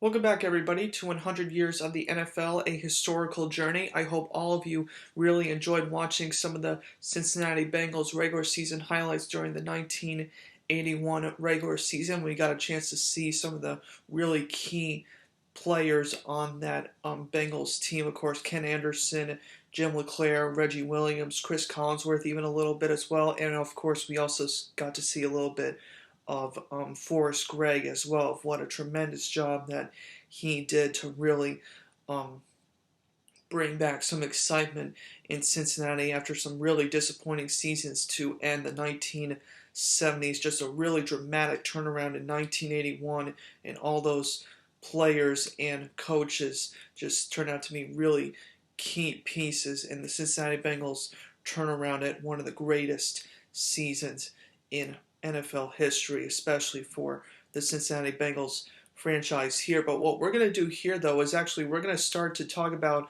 the Cincinnati Bengals postseason schedule. Now we're going to talk about their first two playoff games first here, and then after that I'm going to show you some of the highlights of the AFC divisional round game against the Buffalo Bills and their AFC championship game against the San Diego Chargers. And then afterwards, we'll talk a little bit about their Super Bowl against the San Francisco 49ers. And then after that, we'll delve into the final statistics for some of the key offensive and defensive players for the Cincinnati Bengals. And that's how we will wrap up our episode here on Cincinnati before I talk to you a little bit about the next team we will cover after we're done here with this broadcast. So what we're going to go ahead and do is we're going to talk about the Cincinnati Bengals playoffs here, and like I mentioned about Cincinnati with their strong finishing with two really big victories against the Pittsburgh Steelers and the Atlanta Falcons to finish with a 12-4 record, which was the best record in the AFC that year in 1981. In their first playoff game, they hosted the Buffalo Bills in the AFC divisional round game here, and the Bengals won this game by the final score of 28-21 in this game.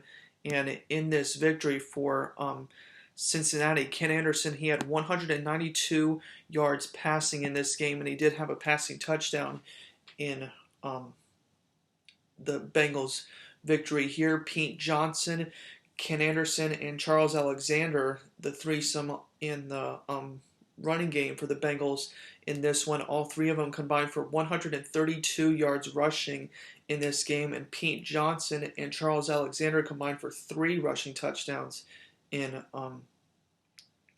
this game as well. And then in the receiving game, kind of like what I mentioned about during the regular season, how equal Ken Anderson really wanted to throw not only to one target because he had just so many interesting weapons to use in his receiving game. And in this game, Pete Johnson, Dan Ross, Steve Kreider, Isaac Curtis, Chris Collinsworth, and Charles Alexander combined for 14 catches in this game for the 192 yards that Ken Anderson threw for in this game. And Chris Collinsworth was the recipient of Ken Anderson's touchdown pass in the Bengals' victory in the AFC divisional round here. And then on defense, the Cincinnati Bengals also did a good job against Joe Ferguson and the Bills' offense in this game by forcing Ferguson to throw 2 interceptions in this game. One of those interceptions was thrown to Ken Riley, and the other one was thrown to linebacker Bo Harris in this game, as they really did a good job shutting down the Bills' offense in this game with Joe Ferguson, Joe Cribbs, and their head coach Chuck Knox. Everyone talked about him being ground Chuck, and the Bengals did a really good job limiting on the Bills' running game in that AFC divisional round game, which was huge for them to appear in the AFC championship game against the San Diego Chargers the very next week. Now, Cincinnati Bengals fans and NFL fans remember this game as being probably one of the coldest playoff games in NFL history here. This game ended up being known as the Freezer Bowl in this game at Riverfront Stadium here. I believe the final wind chill temperature in that game was negative 59 degrees below wind chill with the thermometers that they used back then. But even still, though, just a bitterly cold game. I think the regular temperature was minus 6 degrees, but the wind in that game was gusting to 30 to 40 miles per hour. So it was just miserable, cold, and frigid conditions that both those teams played in that game. But the Cincinnati Bengals had a great game plan in this game, and of course Mother Nature as well just kind of really limited that high power Air Coryell offense that the San Diego Chargers were known for back then, as the Cincinnati Bengals beat the San Diego Chargers in that AFC Championship game. Final score was 27-7 in that game in that game for Cincinnati. But in this game, though, offensively, the Bengals really did a good job, balancing their passing game and rushing game here. Ken Anderson, he threw for 161 yards in this game and threw 2 passing touchdowns in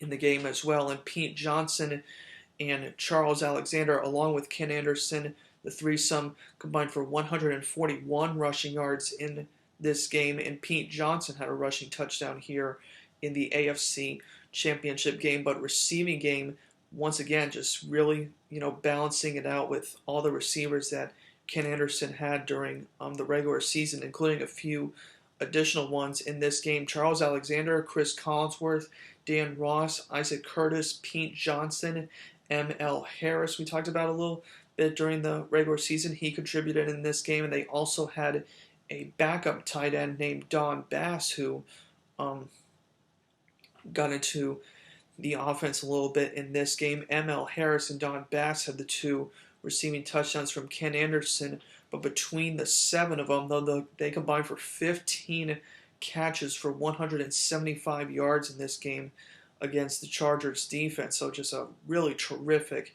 effort by the Cincinnati Bengals offense, and offensive coordinator Lindy Infante doing a really good job, really battling the conditions, but still producing a really good game plan in this victory for the Cincinnati Bengals. And then defensively, the Bengals also stepped up really well in this game with 4 turnovers, including 2 interceptions off of Dan Fouts in this game, and they also sacked Fouts twice in that AFC Championship game as well. So just a terrific effort by both the offense and the defense for the Cincinnati Bengals in their first 2 playoff games to put them into Super Bowl 16 against the San Francisco 49ers. Mike Fuller, former San Diego Charger, back at the Cincinnati 37. Greg Cater averaged 39.7 this year. It's a beauty. Good hang time. Hangs it high to the 31. Fuller, 40, 45, 50. He is to the 42.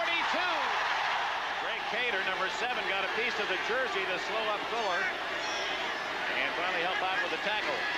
Anderson, number 1 quarterback in the NFL, to Johnson, the fullback. He's the 35 to the 32. Munoz, the sophomore tackle from USC, is in the Pro Bowl. Blair Bush is the guard. Lapham and Montoya are the guards. Bush is the center. Munoz and Wilson at tackle. Anderson, plenty of time. Open is Ross at the 15-yard line.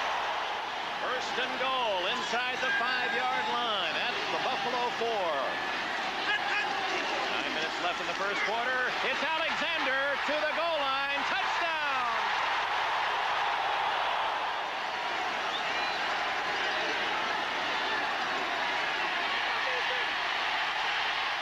Intercepted. Ken Riley at the 48-yard line. Ken Anderson, his team in front 7-0, takes over once again on the Buffalo half of the field at the Bills 48. Ross, 39-yard line. 9 yards to Ross. Make that the 34, and that is 14 yards and a first down. Ken Anderson needs time to throw that football. One of the reasons he has time is because of big Anthony Munoz. Anthony, one of the great athletes in the NFL. Tremendous ability, and he's assigned to keep Sherman White off the back of his quarterback today. Did an expert job of it on that last play. Dan Ross with 2 catches, both for 14 yards. First down at the 34. Johnson, a big hole, and he rumbles to the 25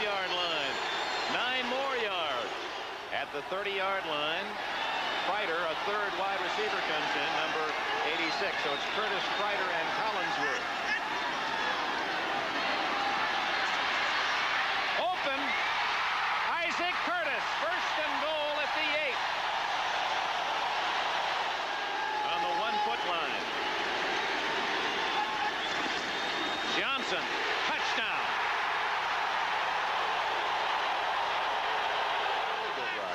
Like Tampa Bay at Dallas yesterday, where Dallas had all the good field position. Anderson open again is Ross, and he is to the Cincinnati or the Buffalo 41. Well, it didn't take Anderson long to get the ball in Buffalo territory. First down after an 18-yard pass at the 42. Two tight ends in for Cincinnati, Harris and Ross, and Pete Johnson.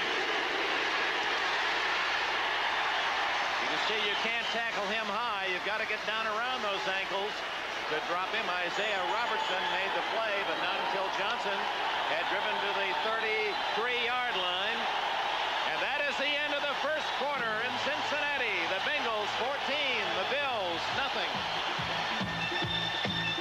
Second down, long 9, gained about a half a yard. Anderson. Plenty of time. Wide open is Alexander. And he drags the tackler to the 20-yard line. Steve Freeman was pulled by Alexander until number 40, Alexander, had a first down. Second and 8. There's the note. 318 yards rushing for Anderson. And then just running away with a passing title.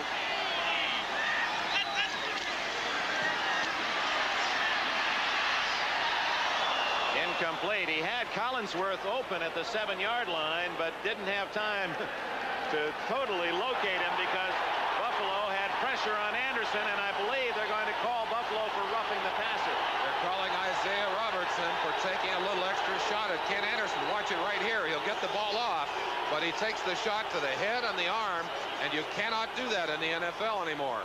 Protecting the quarterbacks as they should from a shot to the throwing arm or to the head, and Isaiah Robertson is having a fit on the field, but it's not going to help. They'll march it off anyway. All the way to the 9-yard line. Buffalo leading the league in penalties. Jim Breach, who is 8 yards back at the 23, a 33-yard attempt.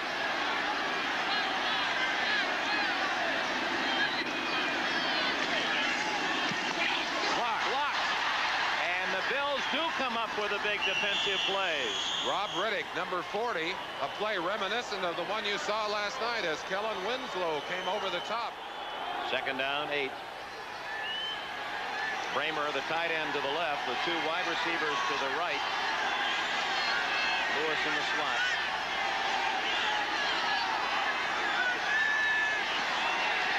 Ferguson in trouble. And finds Bramer, the tight end, at the 32-yard line. Make it to 33 and a first down. 10 yards on the play for Bramer. First completion for Ferguson.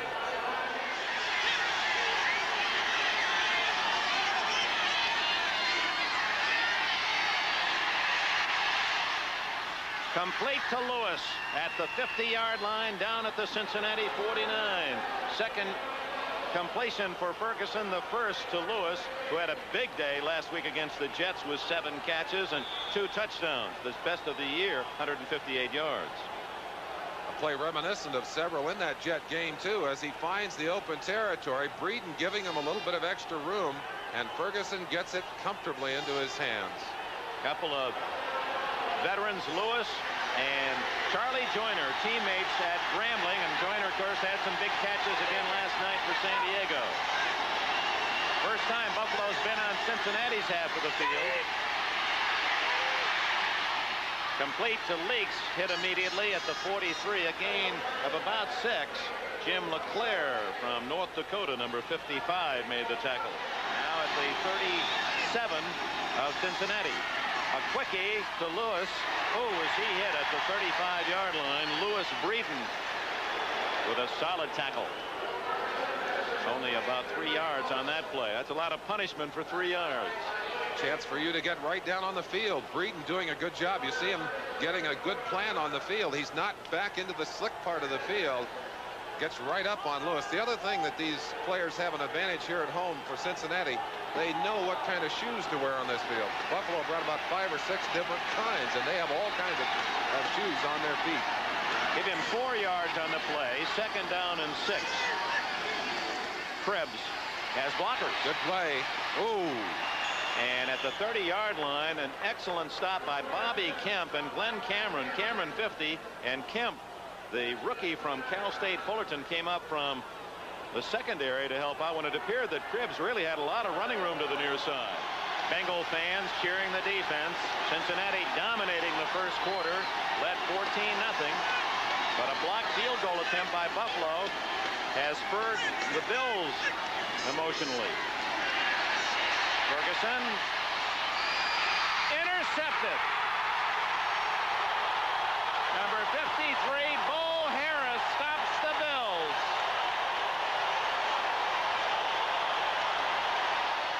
From the 35, Buffalo's best field position. And Ferguson goes long for Butler. He's open. He's got it at the 10-yard line.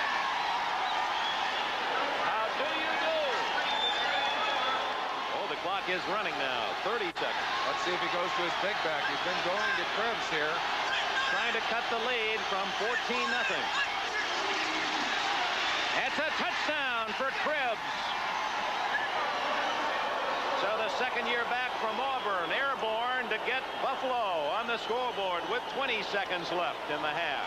He starts from his poorest field position, the 15.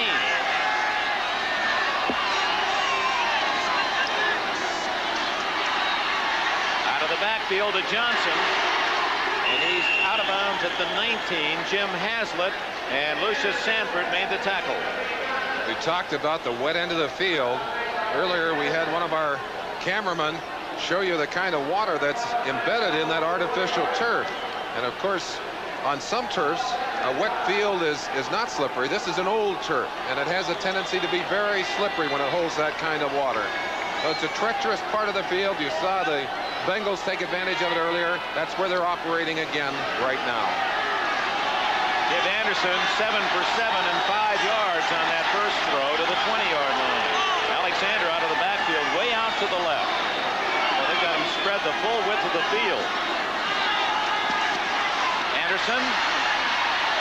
Now he finds Collinsworth, and the rookie has his first catch of the game, and a first down at the 27. First possession of the second half.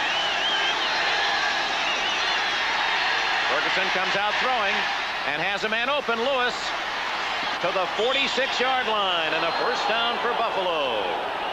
15 yards on the play. Second down and 10.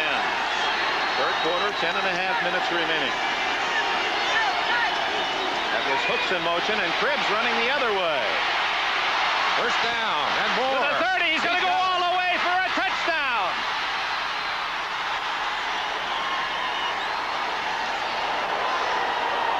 Joe Krebs, he had only one blocker out there. That was Hooks in motion. He did most of that on his own. 44 yards for a touchdown. Second and 10 call. Mickemeyer kicks it off. David Verser, he's going to take it out. 10, 20, and he's to the 35-yard line.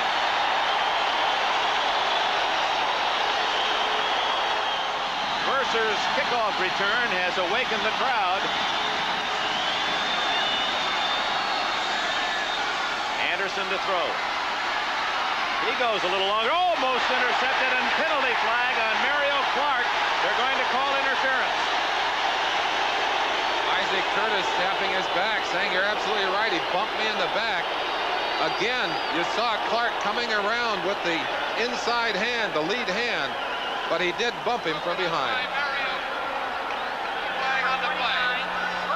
So second and 9, they come in with some extra defensive backs. Looks like he's using the 6 defensive back setup. So Cincinnati counters with 3 wide receivers. That's Kreider to the right.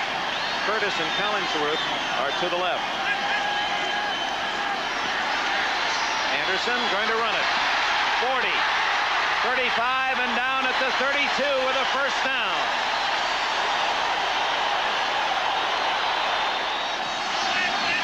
Six defensive backs for Buffalo.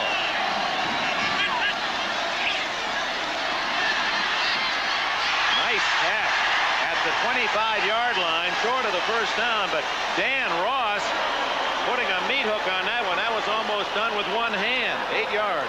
Tremendous pressure that time on the quarterback, but Dan Ross, who has had so many big plays already in this game, what an athletic move. Took that ball completely behind him, twisted all the way around. A remarkable athlete. This is the sixth play of this drive after the Buffalo tying touchdown from the 20. Alexander. Touchdown.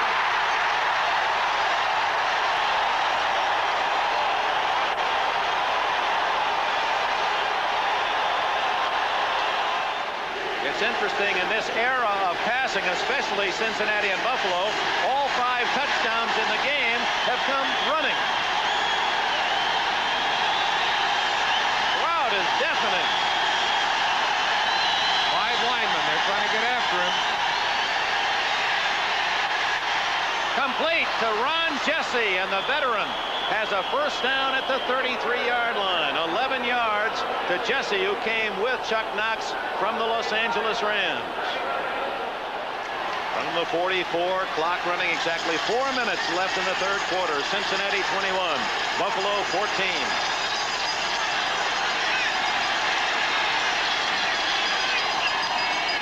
Oops, Ferguson slipping. And what a catch by Butler, acrobatically pulling it in at the 50-yard line. You saw Ferguson, he tripped on the cutout that would be, let's see, that would be second base, I believe. Yes. Watch Ferguson dropping here. One of the tricky parts of this field, there are cutouts that go into the field to replace those bases, and they're not as level, and they're a different texture than the rest of the field. Ferguson lucky to keep his feet, but even more fortunate to have an acrobatic receiver like Jerry Butler to make him look good on that play. First and 15 from the 50. Good protection again. And Roosevelt leaks, clutches the reception at the 41-yard line. Bo Harris makes the tackle after 9 yards. It'll be 2nd and 6. Roosevelt leaks, extremely dependable. A strong football player. We talked about his prowess running the football. Watch him protect the football here. He's going to clutch that thing to his chest. Oof. He's strong enough to pop it. Taking some pounding on that play, though. Leaks, who preceded the great Earl Campbell at the University of Texas. Campbell, again, the NFL rushing leader.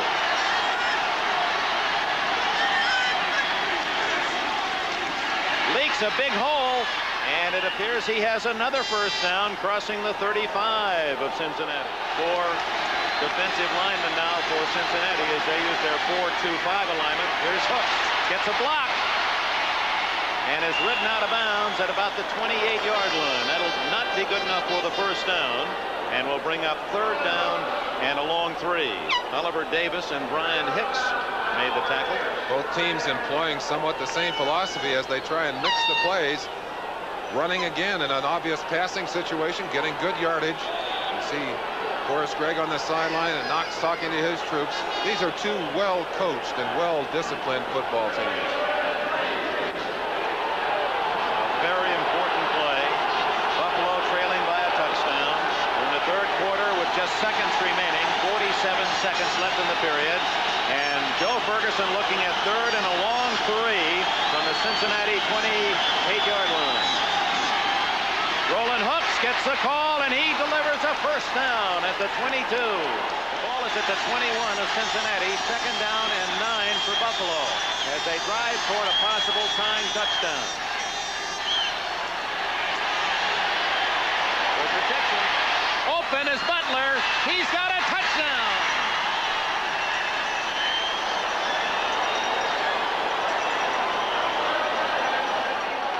22-yard line. Cincinnati takes over. There are the comparative statistics. Anderson has missed on only 2, but has less yardage than Ferguson throwing.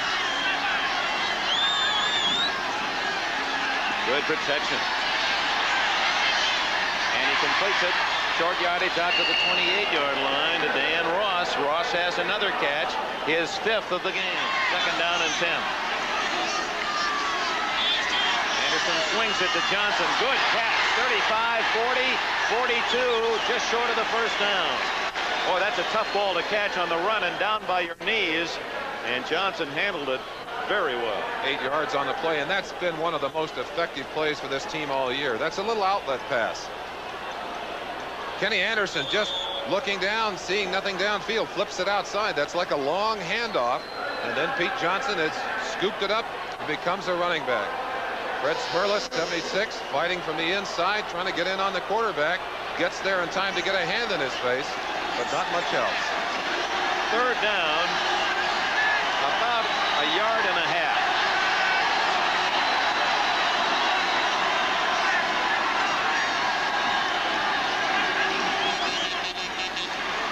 Wide open is Kreider, and he's out of bounds at the Buffalo 40. No, he's not out of bounds.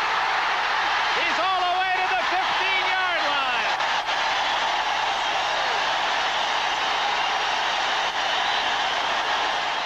Third and 10 at the 16.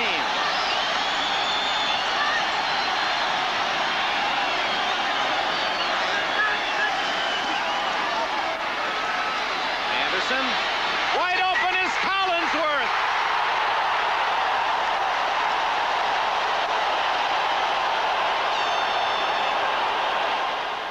Back at Riverfront Stadium, the Buffalo Bills trail 28-21, but they have the ball at their 30-yard line.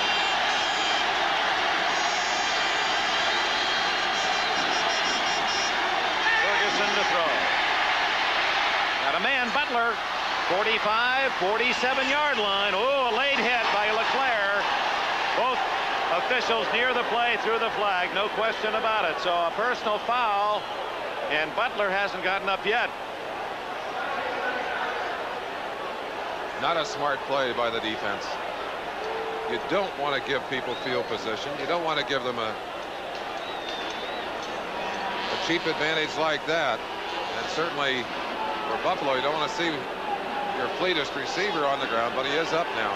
All the way to the 38-yard line.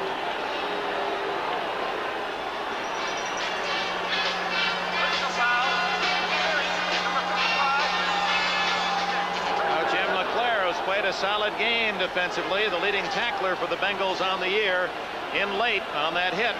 And it's Buffalo 1st down. Here it is again. Not the kind of player you'd expect to come in late, but I'm sure the emotion of this game and the intensity affects a lot of the players on the field. 2nd down and 9. Leaks and Krebs both on the sidelines injured.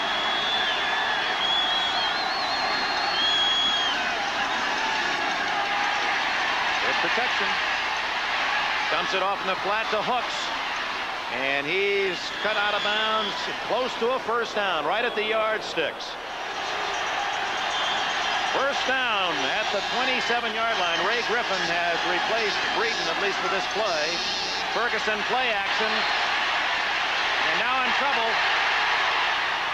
And completes it to Bramer on the sidelines. And Bramer looks hurt as he's bounced at the 20-yard line. He took quite a shot. 4th and 4 from the 21.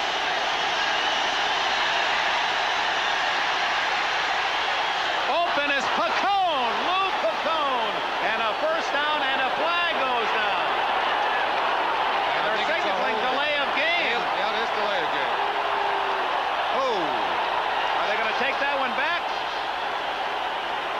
The clock went off before the ball was snapped. Oh, my. No 1st down. They take it away. The noise of the crowd may have been a factor. Takes more time in the huddle because of the noise. Takes more time to set yourself up at the line of scrimmage instead of a 1st down. On the pass to Pacone is now 4th and 9 at the 26. What a break for Cincinnati. And what a costly mistake. Chuck Knox talking about mistakes earlier said we've got to avoid them, and what a costly one there. Having a timeout, unexcusable on the part of a quarterback, Dick. He had a timeout. He had his full 30 seconds. Clock is running now at 17, 16, 15. And now Ferguson needs 9 yards. It's 4th and 9 at the 26. They have to get to the 17.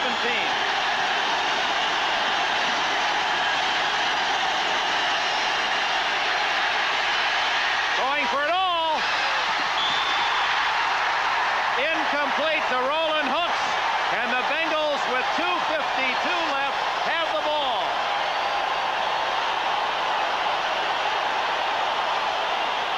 That was interesting. Chuck Knox did not make his defensive substitution until Anderson had called the play in the huddle. Then he sent in 2 extra people on 2nd and 7 from the 29. Anderson throws wide open as Ross, and a first down at the 40. Big play, 11 yards to Ross, and the clock is running at 2:30. McAnally a full 15 yards deep. I think he's going to kick it away, Dick. The Bills ready to tee off. Here they come. They're going to kick it away, and a good kick, his best kick of the day. Look at this. On the 1-yard line. No. They say that they brushed it up against the goal line. Yes, they do. They're going to take it out to the 20. So that's a break for Buffalo. It appeared he downed it right on the 1-foot line. I think the second man that touched it pushed it in. Let's get a chance to look at it. Brilliant play by McAnally, kicking the ball perfectly. The first man down stopped the ball right there. Stopped it before it got into the end zone. John Simmons. Simmons stops it, but watch. Well, we didn't get to see the second man down. I think pushed it to where it touched the line. And while the cheers here in Riverfront are for the Cincinnati Bengals, back in Buffalo, there should be plenty of celebration too. These Bills have played gallantly, but for a delay of game penalty, we might be going into overtime. Just going to ask that question. What could have happened had that delay penalty not have been called? 1st and 10 down deep. They might have had that touchdown and put it into overtime, Dick. No seconds on the clock. And the game is over. The Bengals go to the championship game.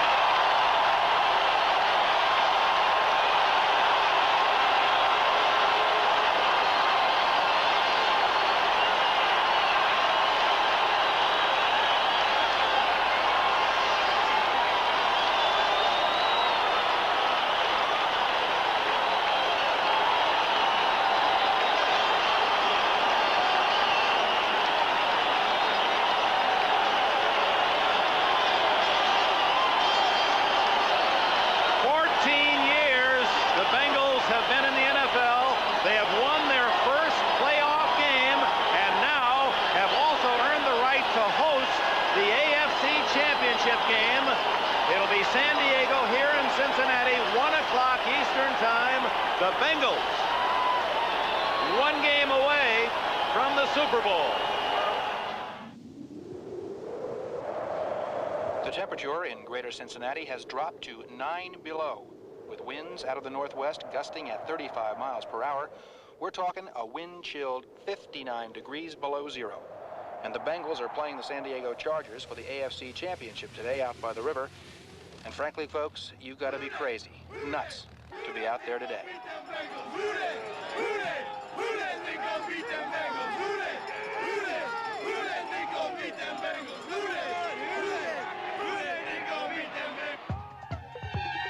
On Cincinnati's coldest day ever, the game was a survival test that called for daring and desire. The only thing that warmed the Bengals was the anticipation of victory.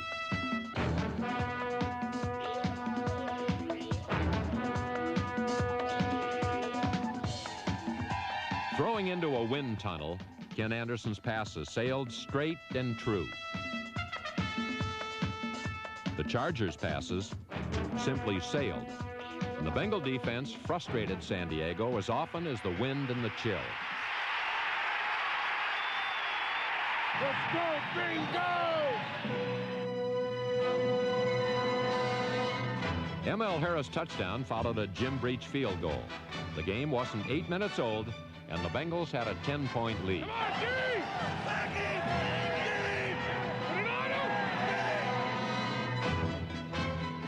Linebacker Reggie Williams forced the key turnover of the game, and it pointed the way to Pontiac.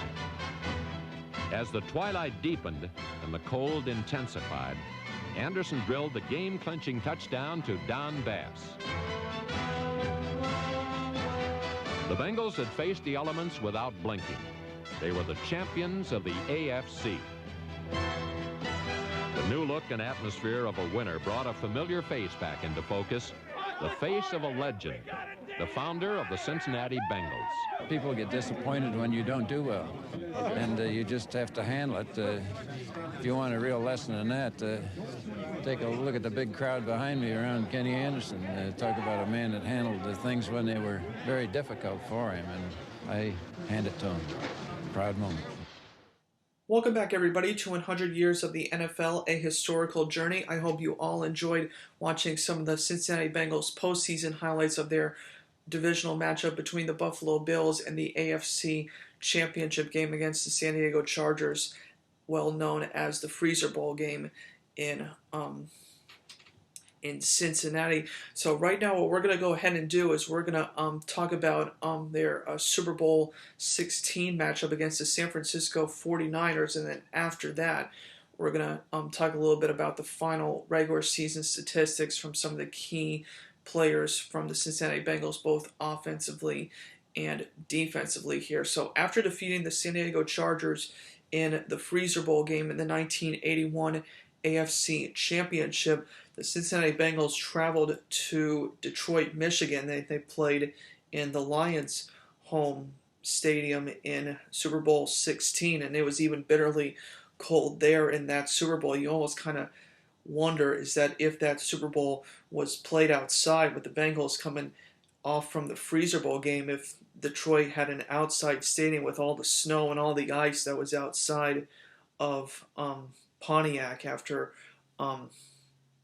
the Bengals played the Freezer Bowl game against the Chargers, you kind of maybe wondered if the Bengals might have had a bit of a slight advantage over the San Francisco 49ers. But fortunately, though, as Detroit Lions fans know, they've always played in a dome since moving from Briggs Stadium in the 1970s. But what they did in this game, though, in Super Bowl 16 against the San Francisco 49ers, the Cincinnati Bengals really made a dramatic second half turnaround. They were trailing 20-0 at the end of the first half, but really went on a phenomenal second half run. They outscored the 49ers 21-6 in the second half and fell short 26-21 in Super Bowl 16. But what I'm going to tell you here, though, is the Cincinnati Bengals in this game, they had a lot of opportunities in this game that they just,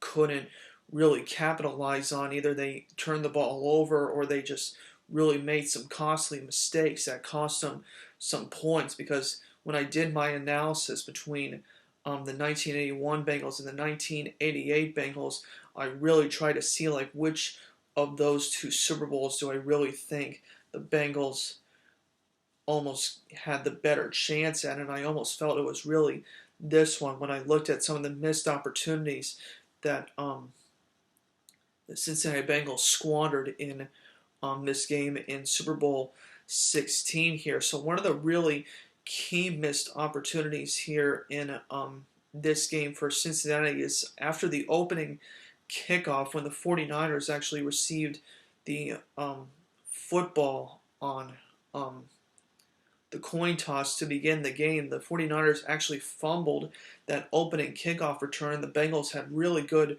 field position to start their first drive of the game, but Ken Anderson, though, as good as he was in his first two playoff games against Buffalo and the San Diego Chargers, in that first drive, he made a really costly error when he threw in an interception in the red zone, and that could have really cost him at least 3 points from Jim Breach. If Breach had been brought on to kick a field goal in that game, the Bengals could have easily had a 3-0 lead in the first quarter there. And as for Ken Anderson, actually in that game, Anderson threw for 300 yards in this game, and he did throw 2 touchdown passes in the second half, but those 2 interceptions really did come back to bite him in that Super Bowl 16 matchup there. And then also another missed opportunity they had was then in the second quarter. Cincinnati had another really good drive going, but once again it came down to another red zone turnover here for the Cincinnati Bengals here, as Chris Collinsworth, he made a really good catch inside the red zone in the second quarter, but a really good hit by the 49ers secondary dislodged the football, and the Bengals once again turned the ball over there. So once again, another squandering of points there, either another field goal from Jim Breach, or they could have probably scored a touchdown on that possession from Chris Collinsworth in that game. And even though the Cincinnati Bengals had some really good performances from their wide receivers in this game, was really Chris Collinsworth, Dan Ross, Isaac Curtis, and Steve Kreider. Between the four of them, they combined for 289 receiving yards in this game. And Dan Ross had the 2 receiving touchdowns from Ken Anderson, but it was just really a very costly errors from some of the key offensive players from the Cincinnati Bengals in this game. It was really cost them that their chance at really winning this game in Super Bowl 16. And then also another really big missed opportunity for the Cincinnati Bengals was that goal line stand when the 49ers shut them down in the third quarter after the Bengals scored a touchdown. Score was 20-7 at that point. And if the Bengals had punched that in, or if you go back to what I mentioned about with that opening drive when Anderson threw that interception, if Jim Breach had been brought on for the 2 field goals, or if they had scored a touchdown, score would have either been probably 20-13 or 20-17 in people's minds. And if Forrest Gregg had decided not to go for it on 4th and 1 after the Bengals stopped him on 3 straight tries inside the 5-yard line, they just really could have tied that game almost at 20 apiece, or at least cut it to 20-16 and at least be down by 1 possession. So really those missed opportunities really ate at the Cincinnati Bengals in this game here, and really as a testament to their running game, because they did try and run it a few times in that series, but got stopped by the 49ers there. Their rushing game was really weak in this game. Ken Anderson, Pete Johnson, and Charles Alexander, they combined for 68 rushing yards in this game, and Anderson also did have a rushing touchdown in the game, but just like I mentioned, the missed opportunities really plagued the Cincinnati Bengals in their loss in Super Bowl 16. And there was also one other really big play as well that no one really remembers in Super Bowl 16, but it really led to some big points for the 49ers right before halftime. Is that after the 49ers, I believe the score was 17-0, I think, at this point, and there was not much time left on the clock in the second quarter. But what ended up happening was that Ray Warshing, who was the 49ers kicker for them in that game for San Francisco, he attempted to make a kickoff known as a bit of a squib kick. And usually what a squib kick is that it's not like an ordinary kickoff, and it's not like an onside kick. It's like you almost hit like a line drive in baseball, and you kind of see that ball like skid on the infield, and that's kind of like what a squib kick is. You don't kick it high in the air. You really just kick it like a line drive, and then when you get that ball to skid on the field, or in this case in the Super Bowl, because the Detroit Lions played on turf, when that ball hits the turf, that generates that ball to really just change any direction that it really bounces onto. And what ended up happening on this squib kick from Ray Warshing is that Archie Griffin, the backup running back for the Cincinnati Bengals and that 2-time Heisman Trophy winner, as I mentioned as well, he let that ball get to him, but then he coughed that ball up without really being touched by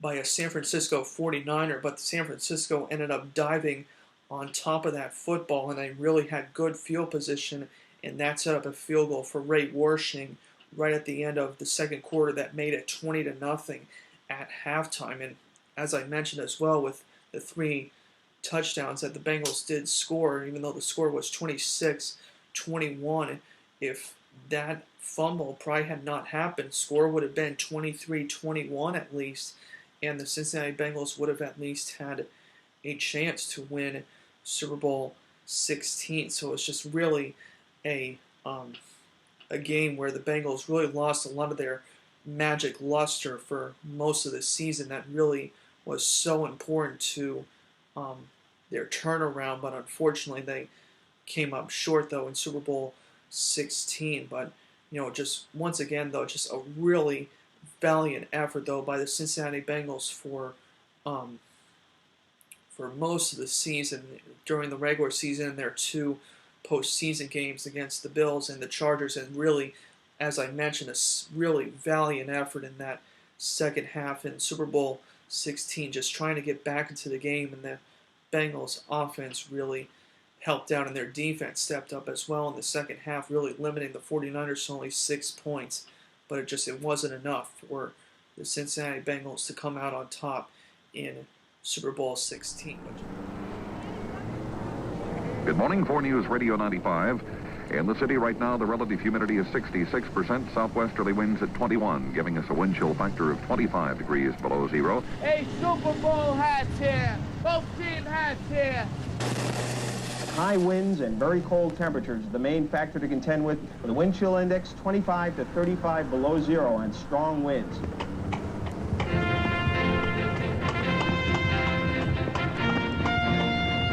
It is most treacherous of all for pedestrians right now. Sidewalks are glazed over most of the area. If you have a chance to hire someone or do it yourself, try to get that ice cleared.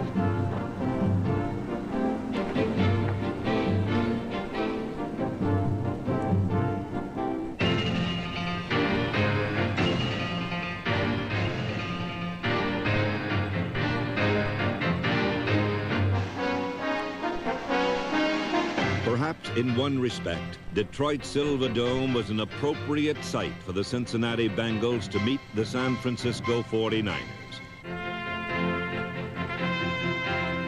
Both teams had come in from the cold to feel the warm glow of success after years of bitter disappointment and failure.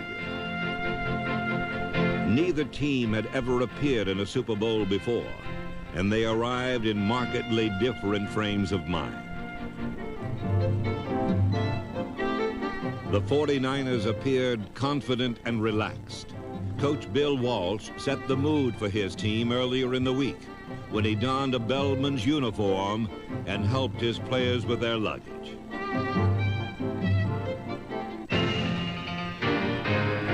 The Bengals, on the other hand, seemed anxious and grim, proud survivors of a difficult voyage under a demanding captain, Coach Forrest Gregg.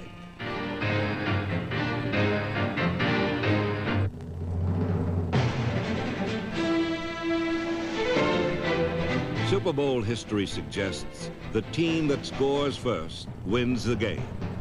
It had happened in 13 of 15 previous Super Bowls, and when Amos Lawrence of the 49ers fumbled away the opening kickoff, the Bengals had a chance to test that statistic. But they blew the test and then would become a victim of it. With the ball on the San Francisco 10-yard line, Kenny Anderson's pass was intercepted by Dwight Hicks, who returned the ball to the 32. From there, the 49ers would begin their quest for that all-important first touchdown that in Super Bowls past had usually shaped the action for the rest of the game. In 1981, Bill Walsh guided his 49ers to the NFC title with an offense that controlled the ball by passing rather than running. And during this drive, Joe Montana and the 49ers offense showed the West Coast style of offense with completions to wide receivers Freddie Solomon and Dwight Clark.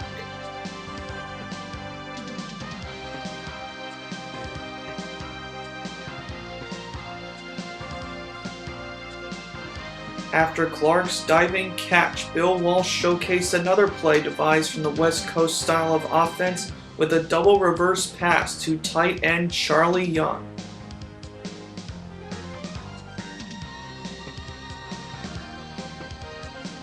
But Walsh was not done yet, as on the next play, quarterback Joe Montana called for right guard Randy Cross to lead a play that called for the 49ers offensive line to slide right.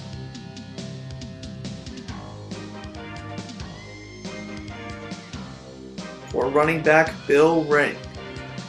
Bill Ring gained 7 yards running out of this unbalanced line. It was a little thing, but in Walsh's meticulous, precise offense, it is the sum of little things that count. After Ring's run, Montana completed a pass to Freddie Solomon that put the 49ers close to the Bengals' goal line for Joe Montana to call a quarterback sneak on the very next play for the 49ers' first touchdown of the game. The 49ers are on the board, and they made it look rather easily as they went 68 yards to score. Super Bowls often bring out the little old lady in mighty football teams, but the 49ers protected their lead with a defense that was just as daring and creative as their offense. Fred Dean, number 74, the all-pro defensive end, was used once as a roving linebacker in the first quarter. Dean's blitz was picked up, but Keena Turner got in for the sack.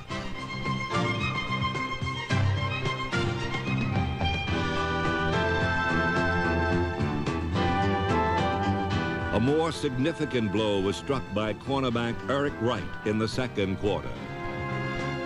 Anderson completed a pass to Chris Collingsworth at the 49er 8. But Wright stripped the ball from Collingsworth and Lynn Thomas recovered.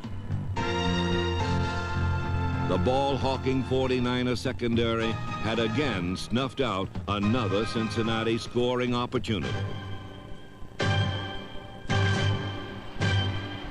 Brown right slot, F right, halfback counter, 14-0. The 49ers took over the ball 8 yards from their own goal line. And from there began the longest touchdown march in Super Bowl history.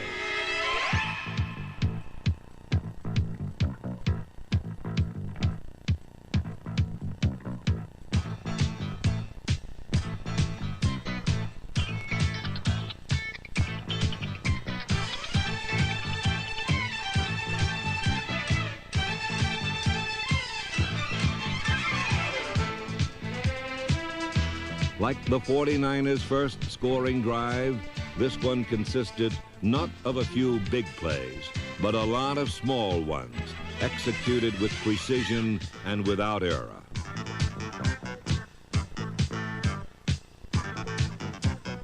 With the ball on the Bengal 11, the 49ers called a play they hadn't used in 2 years. Here's Montana throwing toward the end zone. Caught on the run by Cooper. He's got it. He's into the end zone. A 49er touchdown. Earl Cooper drifted off into the left flat. Nobody picked him up over there.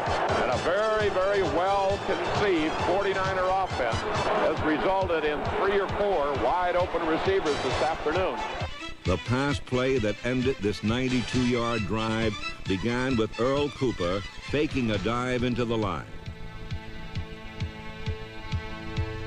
Freddie Solomon and Mike Schumann, the wide receivers on the left side, lured 3 defenders into the end zone.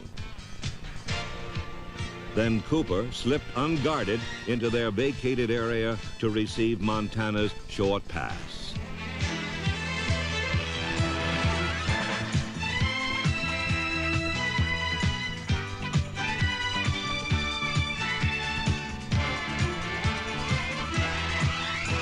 The befuddled Bengals encountered still another aspect of Bill Walsh's clever game plan on the ensuing kickoff.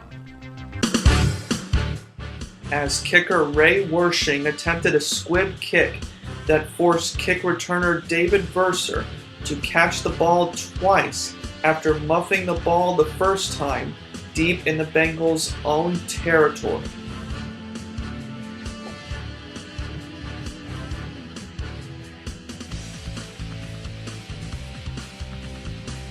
It had worked out in a similar fashion in the 49ers' first game of the season against the Detroit Lions on their own home turf field in Pontiac.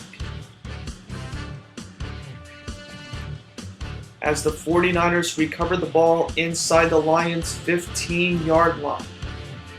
And later in the second quarter, kicker Ray Wersching attempted another squib kick, which this time forced Archie Griffin to misplay the ball twice, and the 49ers recovered the football inside the Bengals' 5-yard line.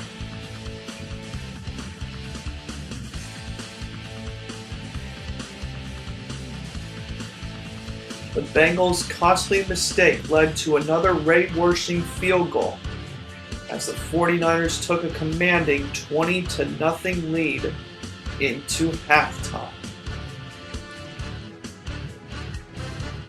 At the start of the second half, quarterback Kenny Anderson and the Bengals offense looked to finally gain some momentum here in Super Bowl 16.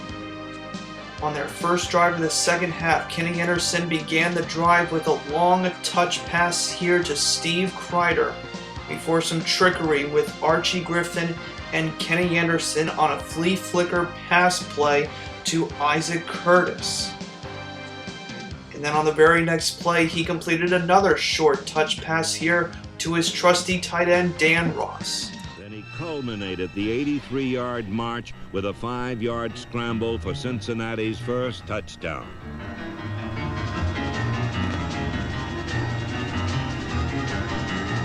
The cool ingenuity of Bill Walsh had shaped the character of the first half.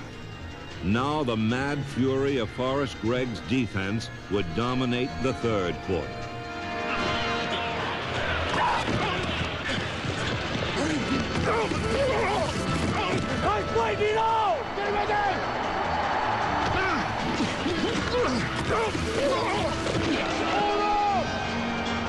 When Green comes in on second down, he's going to run his ass. So be alert, second and long, to run that 36, 34 over there.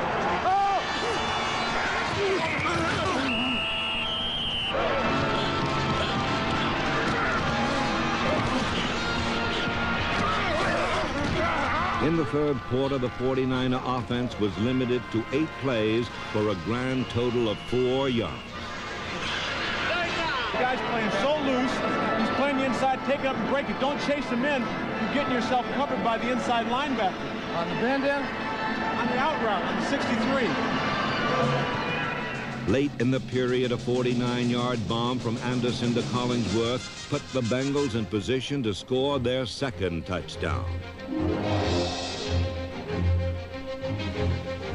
With the ball on the 5-yard line, the 49ers committed what could have been a costly error. Linebacker Keena Turner didn't hear the call to go out on the field, and San Francisco lined up with only 10 men.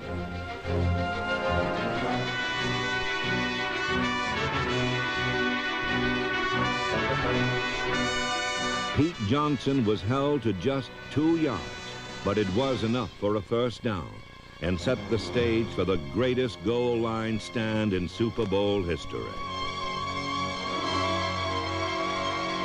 Like the game itself, the outcome of this goal line stand would be determined by a collection of small things, some done well, some not.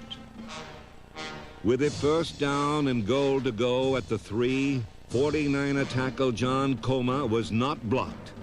A missed assignment allowed him a clean shot at Pete Johnson, and with help from Danny Buns, Coma held the huge fullback to a 2-yard gain. Second down and 1 from the 1. Watch center Blair Bush, number 58, make a leaping but futile attempt to reach Jack Reynolds, number 64. Bush was too late, as Reynolds anticipated the play and delivered a stunning blow that helped stop Johnson for no gain. Bush would have preferred not to jump, but he was forced to by the charge of Archie Reese. And by the time he landed, Reynolds was on his way to the ball carrier. Actually, there were 2 missed blocks on this play. Anderson had called a blocking audible at the line of scrimmage. The man in motion, David Versa, was supposed to block Craig Pookie, but Versa didn't hear the audible, and Pookie jammed the play for no gain.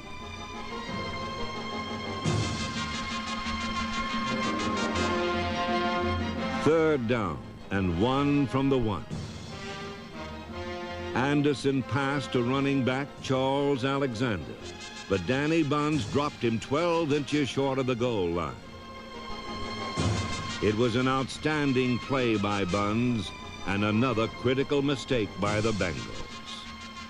The play called for Alexander to get into the end zone before he turned for the ball. But he made his cut too short, and Bunds made him pay for his mistake by tackling him immediately.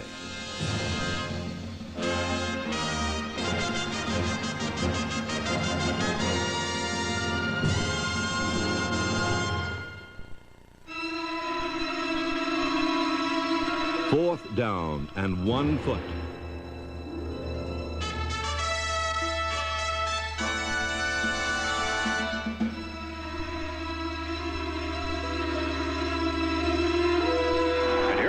Now as Ken Anderson is ready from the 2-foot line, calling signals on 4th down, has the ball, hands it off. He's met at the goal line. I don't believe he got in. I don't believe he's in there. The 49ers have held, and listen to the Niners crowd across the way.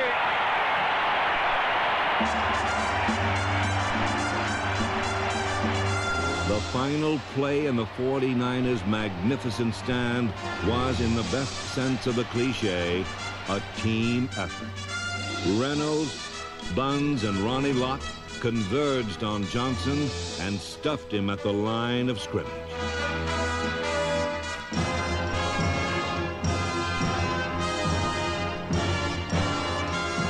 Cincinnati had not only lost another scoring opportunity, but they lost something just as important: time. With only 1 quarter left to play, the 49ers led 20-7. Although time was running out on the Bengals, their fighting spirit never flagged. Come on, O-line! Go!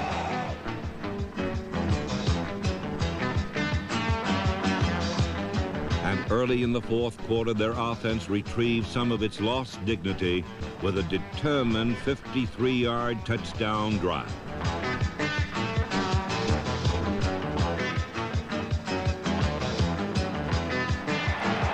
Will go back to throw. Looks, fires into the end zone. Touchdown to Dan Ross. And now the Bengals are right back in this football game. With 10 minutes to play, the difference between the 2 teams was only 6 points. And the greatest comeback in Super Bowl history suddenly seemed within the grasp of the surging Cincinnati Bengals. And you have to wonder if the 49ers aren't beginning to come apart a little bit here, Andy. All day long, the 49ers had consistently made the little plays. Now they needed a big one. They got it when Joe Montana passed to Mike Wilson for a 22-yard gain. Walsh designed this play specifically for Mike Wilson, because whenever he ran a pattern longer than 20 yards, the Bengals would cover him deep, assuming he would be Montana's long-range target. But this new play, named Sweep Pass Right Z Comeback, called for Wilson to go downfield 25 yards, then cut off the pattern and come back for a shorter pass. A tiny adjustment, but a big play, and it gave the 49ers decent field position for the first time in the second half. From this point on, Walsh went exclusively to his ground attack.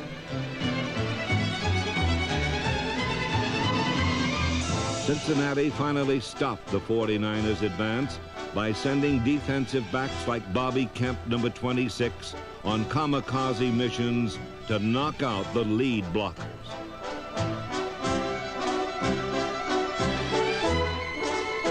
The Bengals had given up too much ground, however, and Ray Wersching's 40-yard field goal restored strategic control of the game to the 49ers.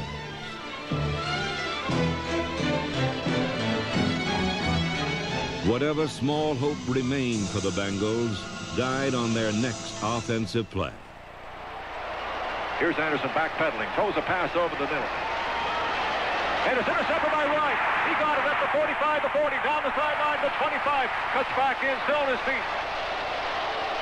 Gets away from the tackler, then fumbles it. It's loose there at the 21-yard line. We'll see who got it. And the 49ers have recovered a ball just short of the Bengals' 21-yard line. That might be it right there. Eric Wright's interception led to Wersching's fourth field goal, which increased San Francisco's lead to 12 points with just 2 minutes to play. Now the Bengals were battling not only the fired-up 49ers, but an even more relentless enemy, the clock. Run, clock, run!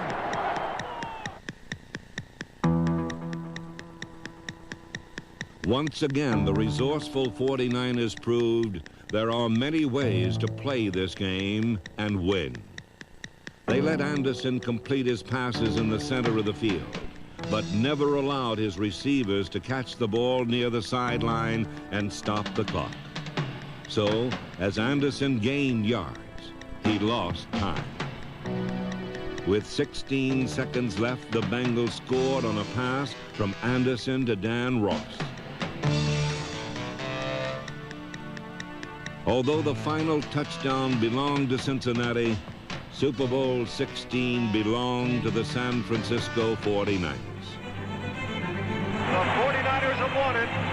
Bill Walsh and his staff and a team that's compounded Pro Football Observers throughout the year, winning week after week and compiling that 13-3 regular season record. Welcome back, everybody, to 100 Years of the NFL, a historical journey. We just saw some of the highlights from Super Bowl 16 between the Cincinnati Bengals and the San Francisco 49ers. And as I mentioned, a really solid second half effort by the Cincinnati Bengals to get back in that game. But as I mentioned previous to the highlights, Cincinnati, a lot of costly turnovers in Super Bowl 16 really cost them a chance at winning that first Super Bowl that they lost in 1981. Of course, the second one being in 1988. But just a terrific effort, though, by the Cincinnati Bengals, though, during the regular season and during their two postseason games against the Buffalo Bills and the San Diego Chargers, at a tremendous turnaround season after a really disappointing 3-year stretch from 1978 to 1980. Forrest Gregg, Ken Anderson, Chris Collinsworth, and some of the really big players on defense really helped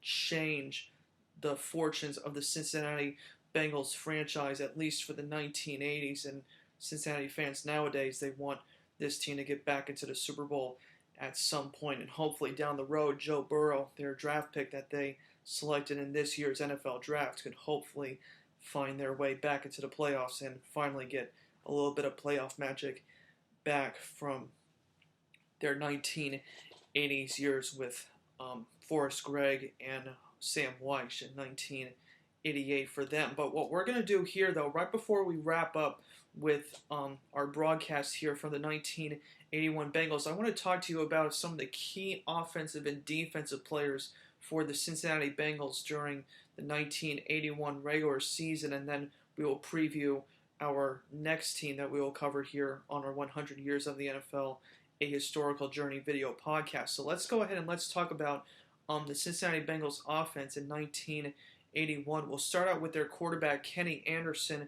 who, as I mentioned, was the NFL's most valuable player in 1981. But a really great year, though, for Anderson after a really disappointing 1980 season when he really struggled with injuries and had one of the worst seasons of his career to that point. But in Anderson in 1981, 1981, he passed for 3,754 yards during the regular season, 29 touchdown passes to only 10 interceptions. So almost a 3-to-1 touchdown ratio for Ken Anderson that season with the Cincinnati Bengals. And he also contributed a little bit in the running game as well. He had 320 rushing yards and also had a rushing touchdown during the regular season as well. So 30 total touchdowns he was known for, but just a terrific effort for Ken Anderson, really trying to make the statement of saying, I'm still the quarterback here in Cincinnati, and he proved it with 1981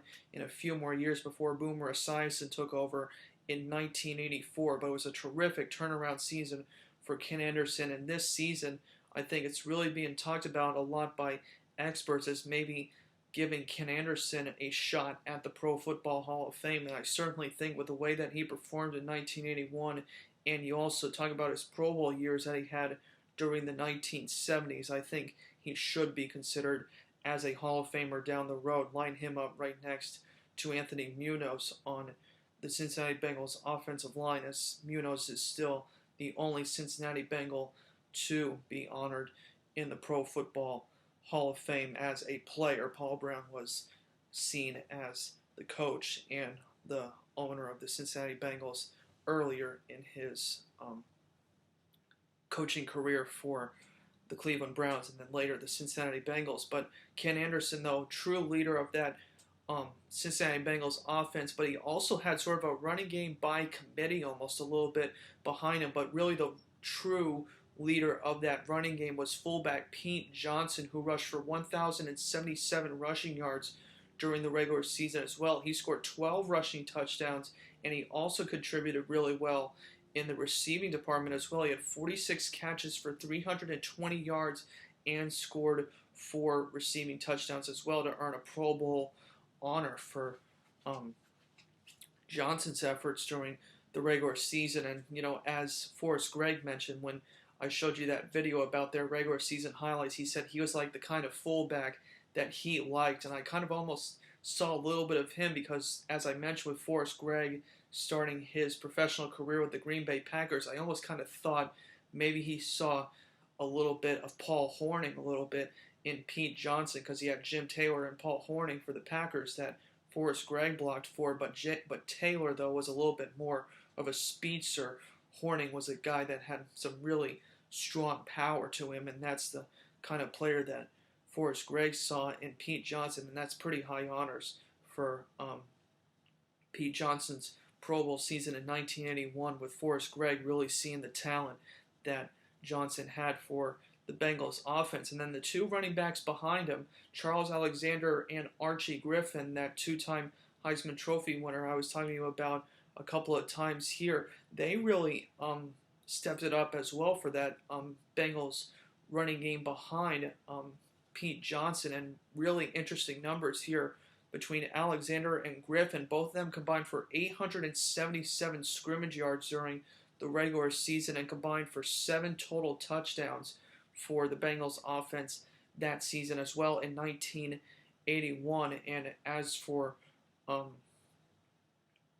both of their draft statuses as well for their careers, for Archie Griffin, as I mentioned, he was the 24th overall pick from Ohio State in the 1976 NFL draft for the Cincinnati Bengals. And then Charles Alexander, he was a 12th overall pick from LSU in 1979. Really interesting here is that we're going to be talking about the Bengals receiving department here. And when I talk about this, I just want you to really see how well balanced this Cincinnati Bengals receiving game was. I really think in the final analysis of what I've done, and I think what many experts haven't really said about this 1981 Bengals receiving corps, I think this is probably one of the most underrated receiving corps in any year in NFL history. And what I mean by that is that you know that you have some of the big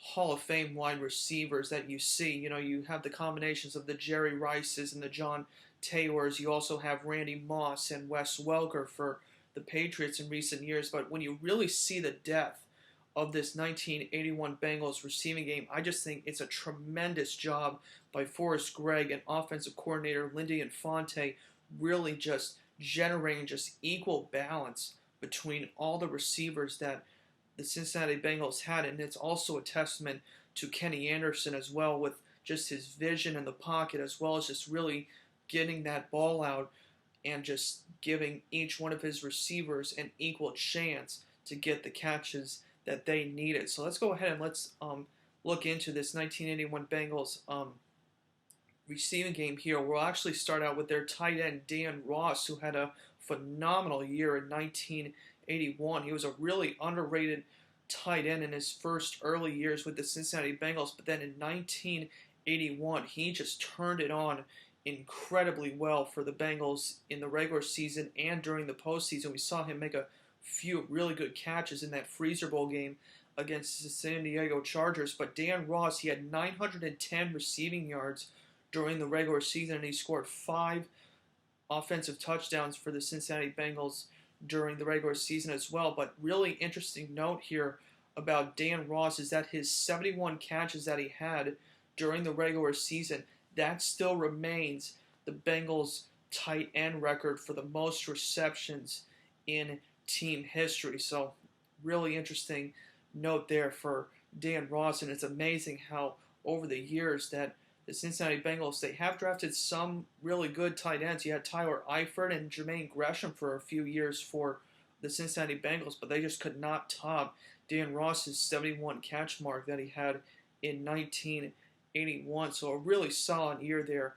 by Dan Ross for the Cincinnati Bengals. And then also you have to also talk about wide receiver Chris Collinsworth, as he had a really good start to his career in 1981 as a rookie for the Cincinnati Bengals. He had 67 catches for 1,009 receiving yards and had 8 receiving touchdowns for Cincinnati as well during the regular season. And just as I mentioned about Chris Collinsworth a little bit, just a really big play threat that the Cincinnati Bengals really lost after really just those in-between years that they had between with Paul Brown as their head coach and then Forrest Gregg in 1981. They just really lacked that big play threat, and Chris Collinsworth turned out to be that big play threat that the Cincinnati Bengals were missing, and he turned out to have a phenomenal rookie season in 1981 in a trip to the Pro Bowl along with Pete Johnson and Ken Anderson and a few others on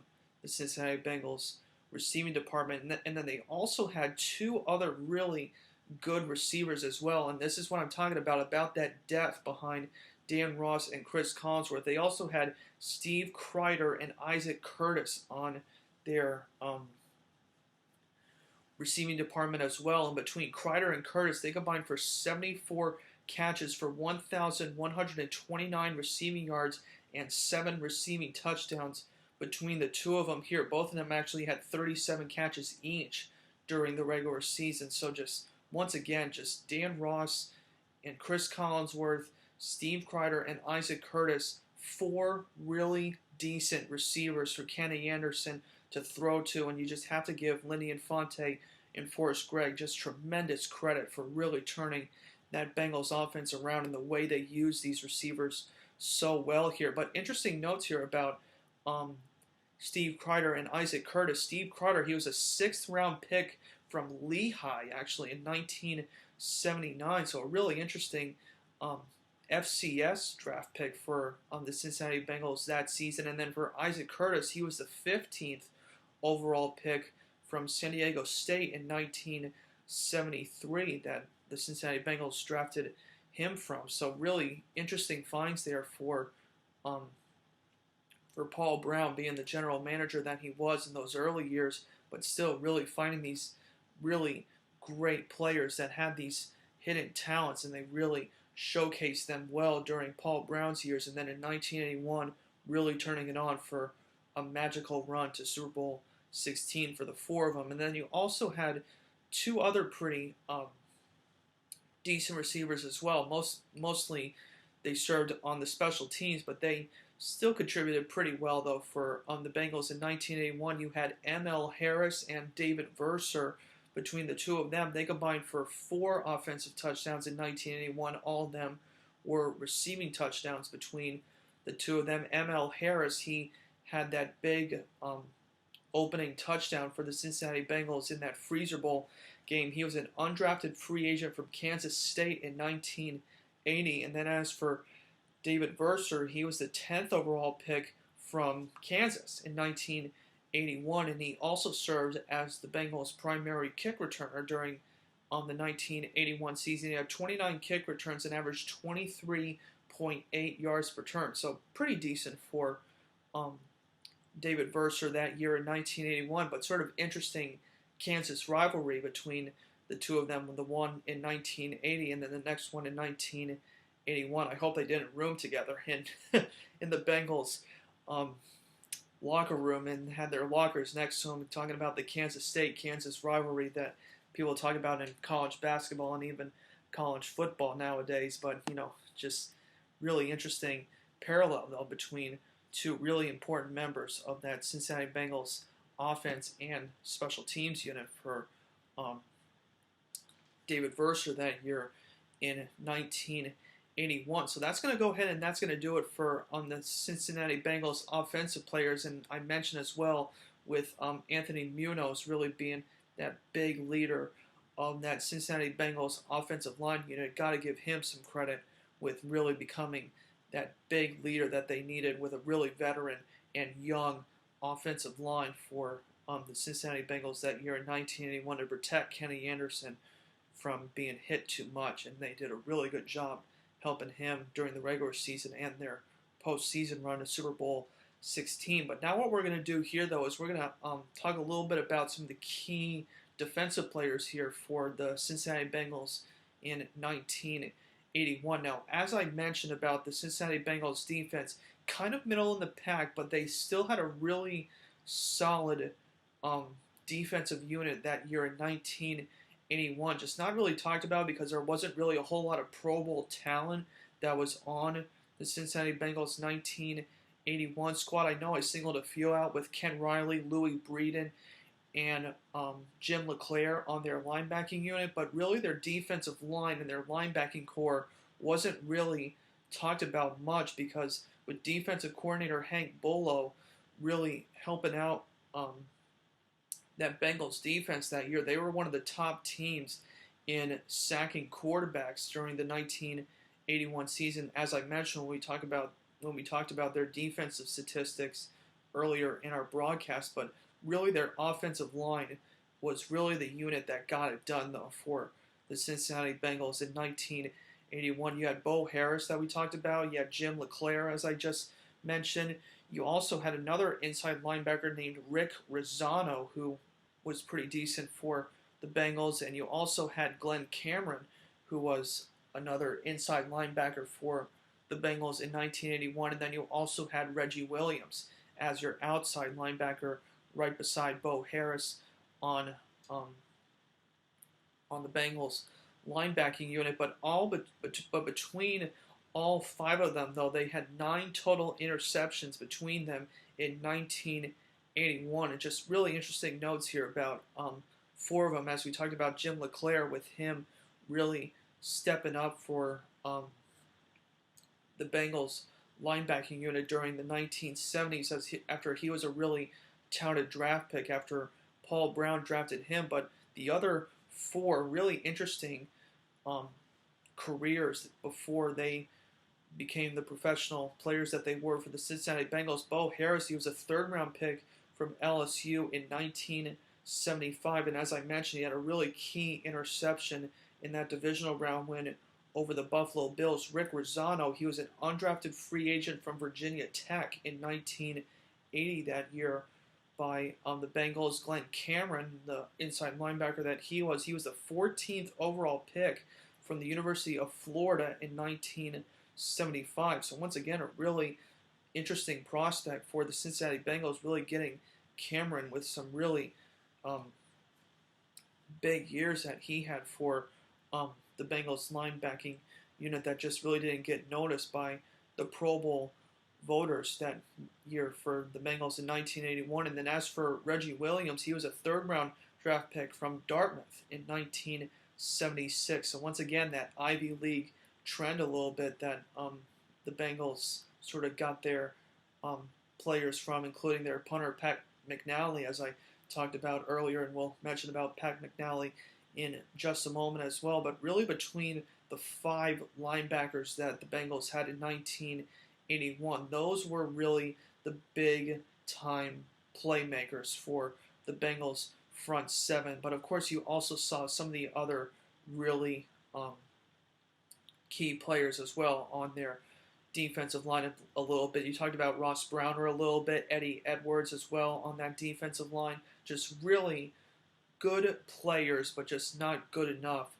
to earn Pro Bowl honors for the Pro Bowl voters at that time. But still very, very team-like defense with defensive coordinator Hank Bolo and Forrest Gregg really working their magic with that linebacker unit that the Bengals had in 1981. And as I mentioned as well with their secondary unit, you talked about Ken Riley and Louis Breeden on the Bengals secondary unit. Both of them had really good years in 1981. Ken Riley had 5 interceptions during the regular season, and he also had another key interception in that divisional round game against the Buffalo Bills in Cincinnati's playoff run. And then Louis Breeden as well. He had 4 interceptions during the regular season, and he had that really big one against the San Diego Chargers during the regular season that he returned for a touchdown in that huge, big confidence boost win that the Bengals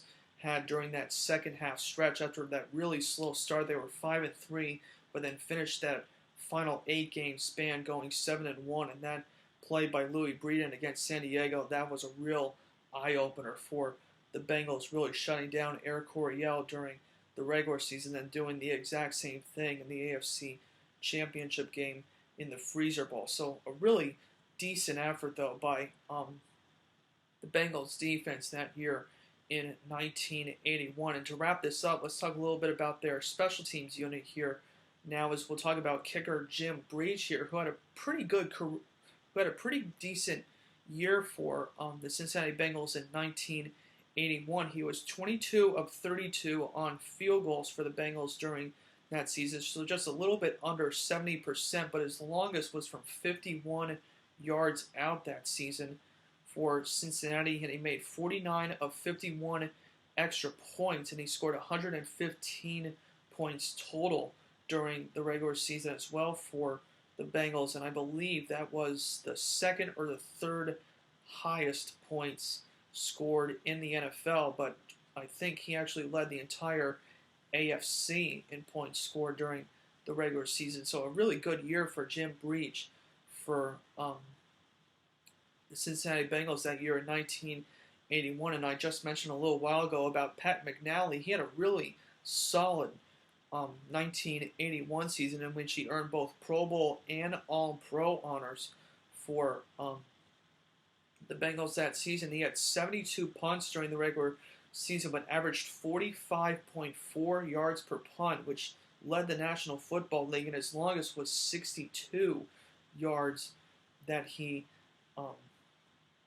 had as his longest punt during the regular season. And he also got a little bit into the receiving game as well. He had 6 catches during the regular season as well for the Bengals offense. So really interesting for Pat McNally, really kind of showing his offense and his special teams unit players. And he had that really big punt as well in that divisional round game that we caught right at the very end. That was just a booming punt, but a really controversial call by that official when he said that that ball was touched by the player who stepped on the end line. To me, that ball looked like it hit right on the 1-yard line, and it should have stopped right there. The Bengals could have easily gotten a safety and have really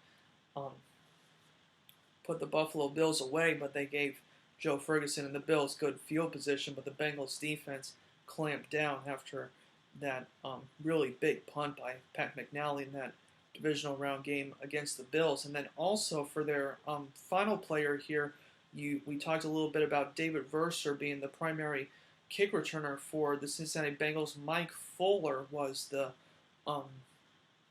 primary punt returner for the Cincinnati Bengals during the regular season. He had 23 punt returns. They didn't have a really strong yards per return average, but he also contributed, though, in the Bengals secondary unit with 1 interception, and he was an off-season signing, actually, from the San Diego Chargers. So he kind of brought a little bit of that experience once again into that Bengals secondary unit, and he just did his job on this really solid team effort by the 1981 Bengals, with all those really key offensive and defensive players really stepping up in a big way for one of the greatest turnaround seasons in NFL history. So just a tremendous job here by the Cincinnati Bengals in 1981, just really turning their entire franchise around during the 1980s. But what's going to be really interesting here is we talked about sort of the 1981 Bengals turnaround,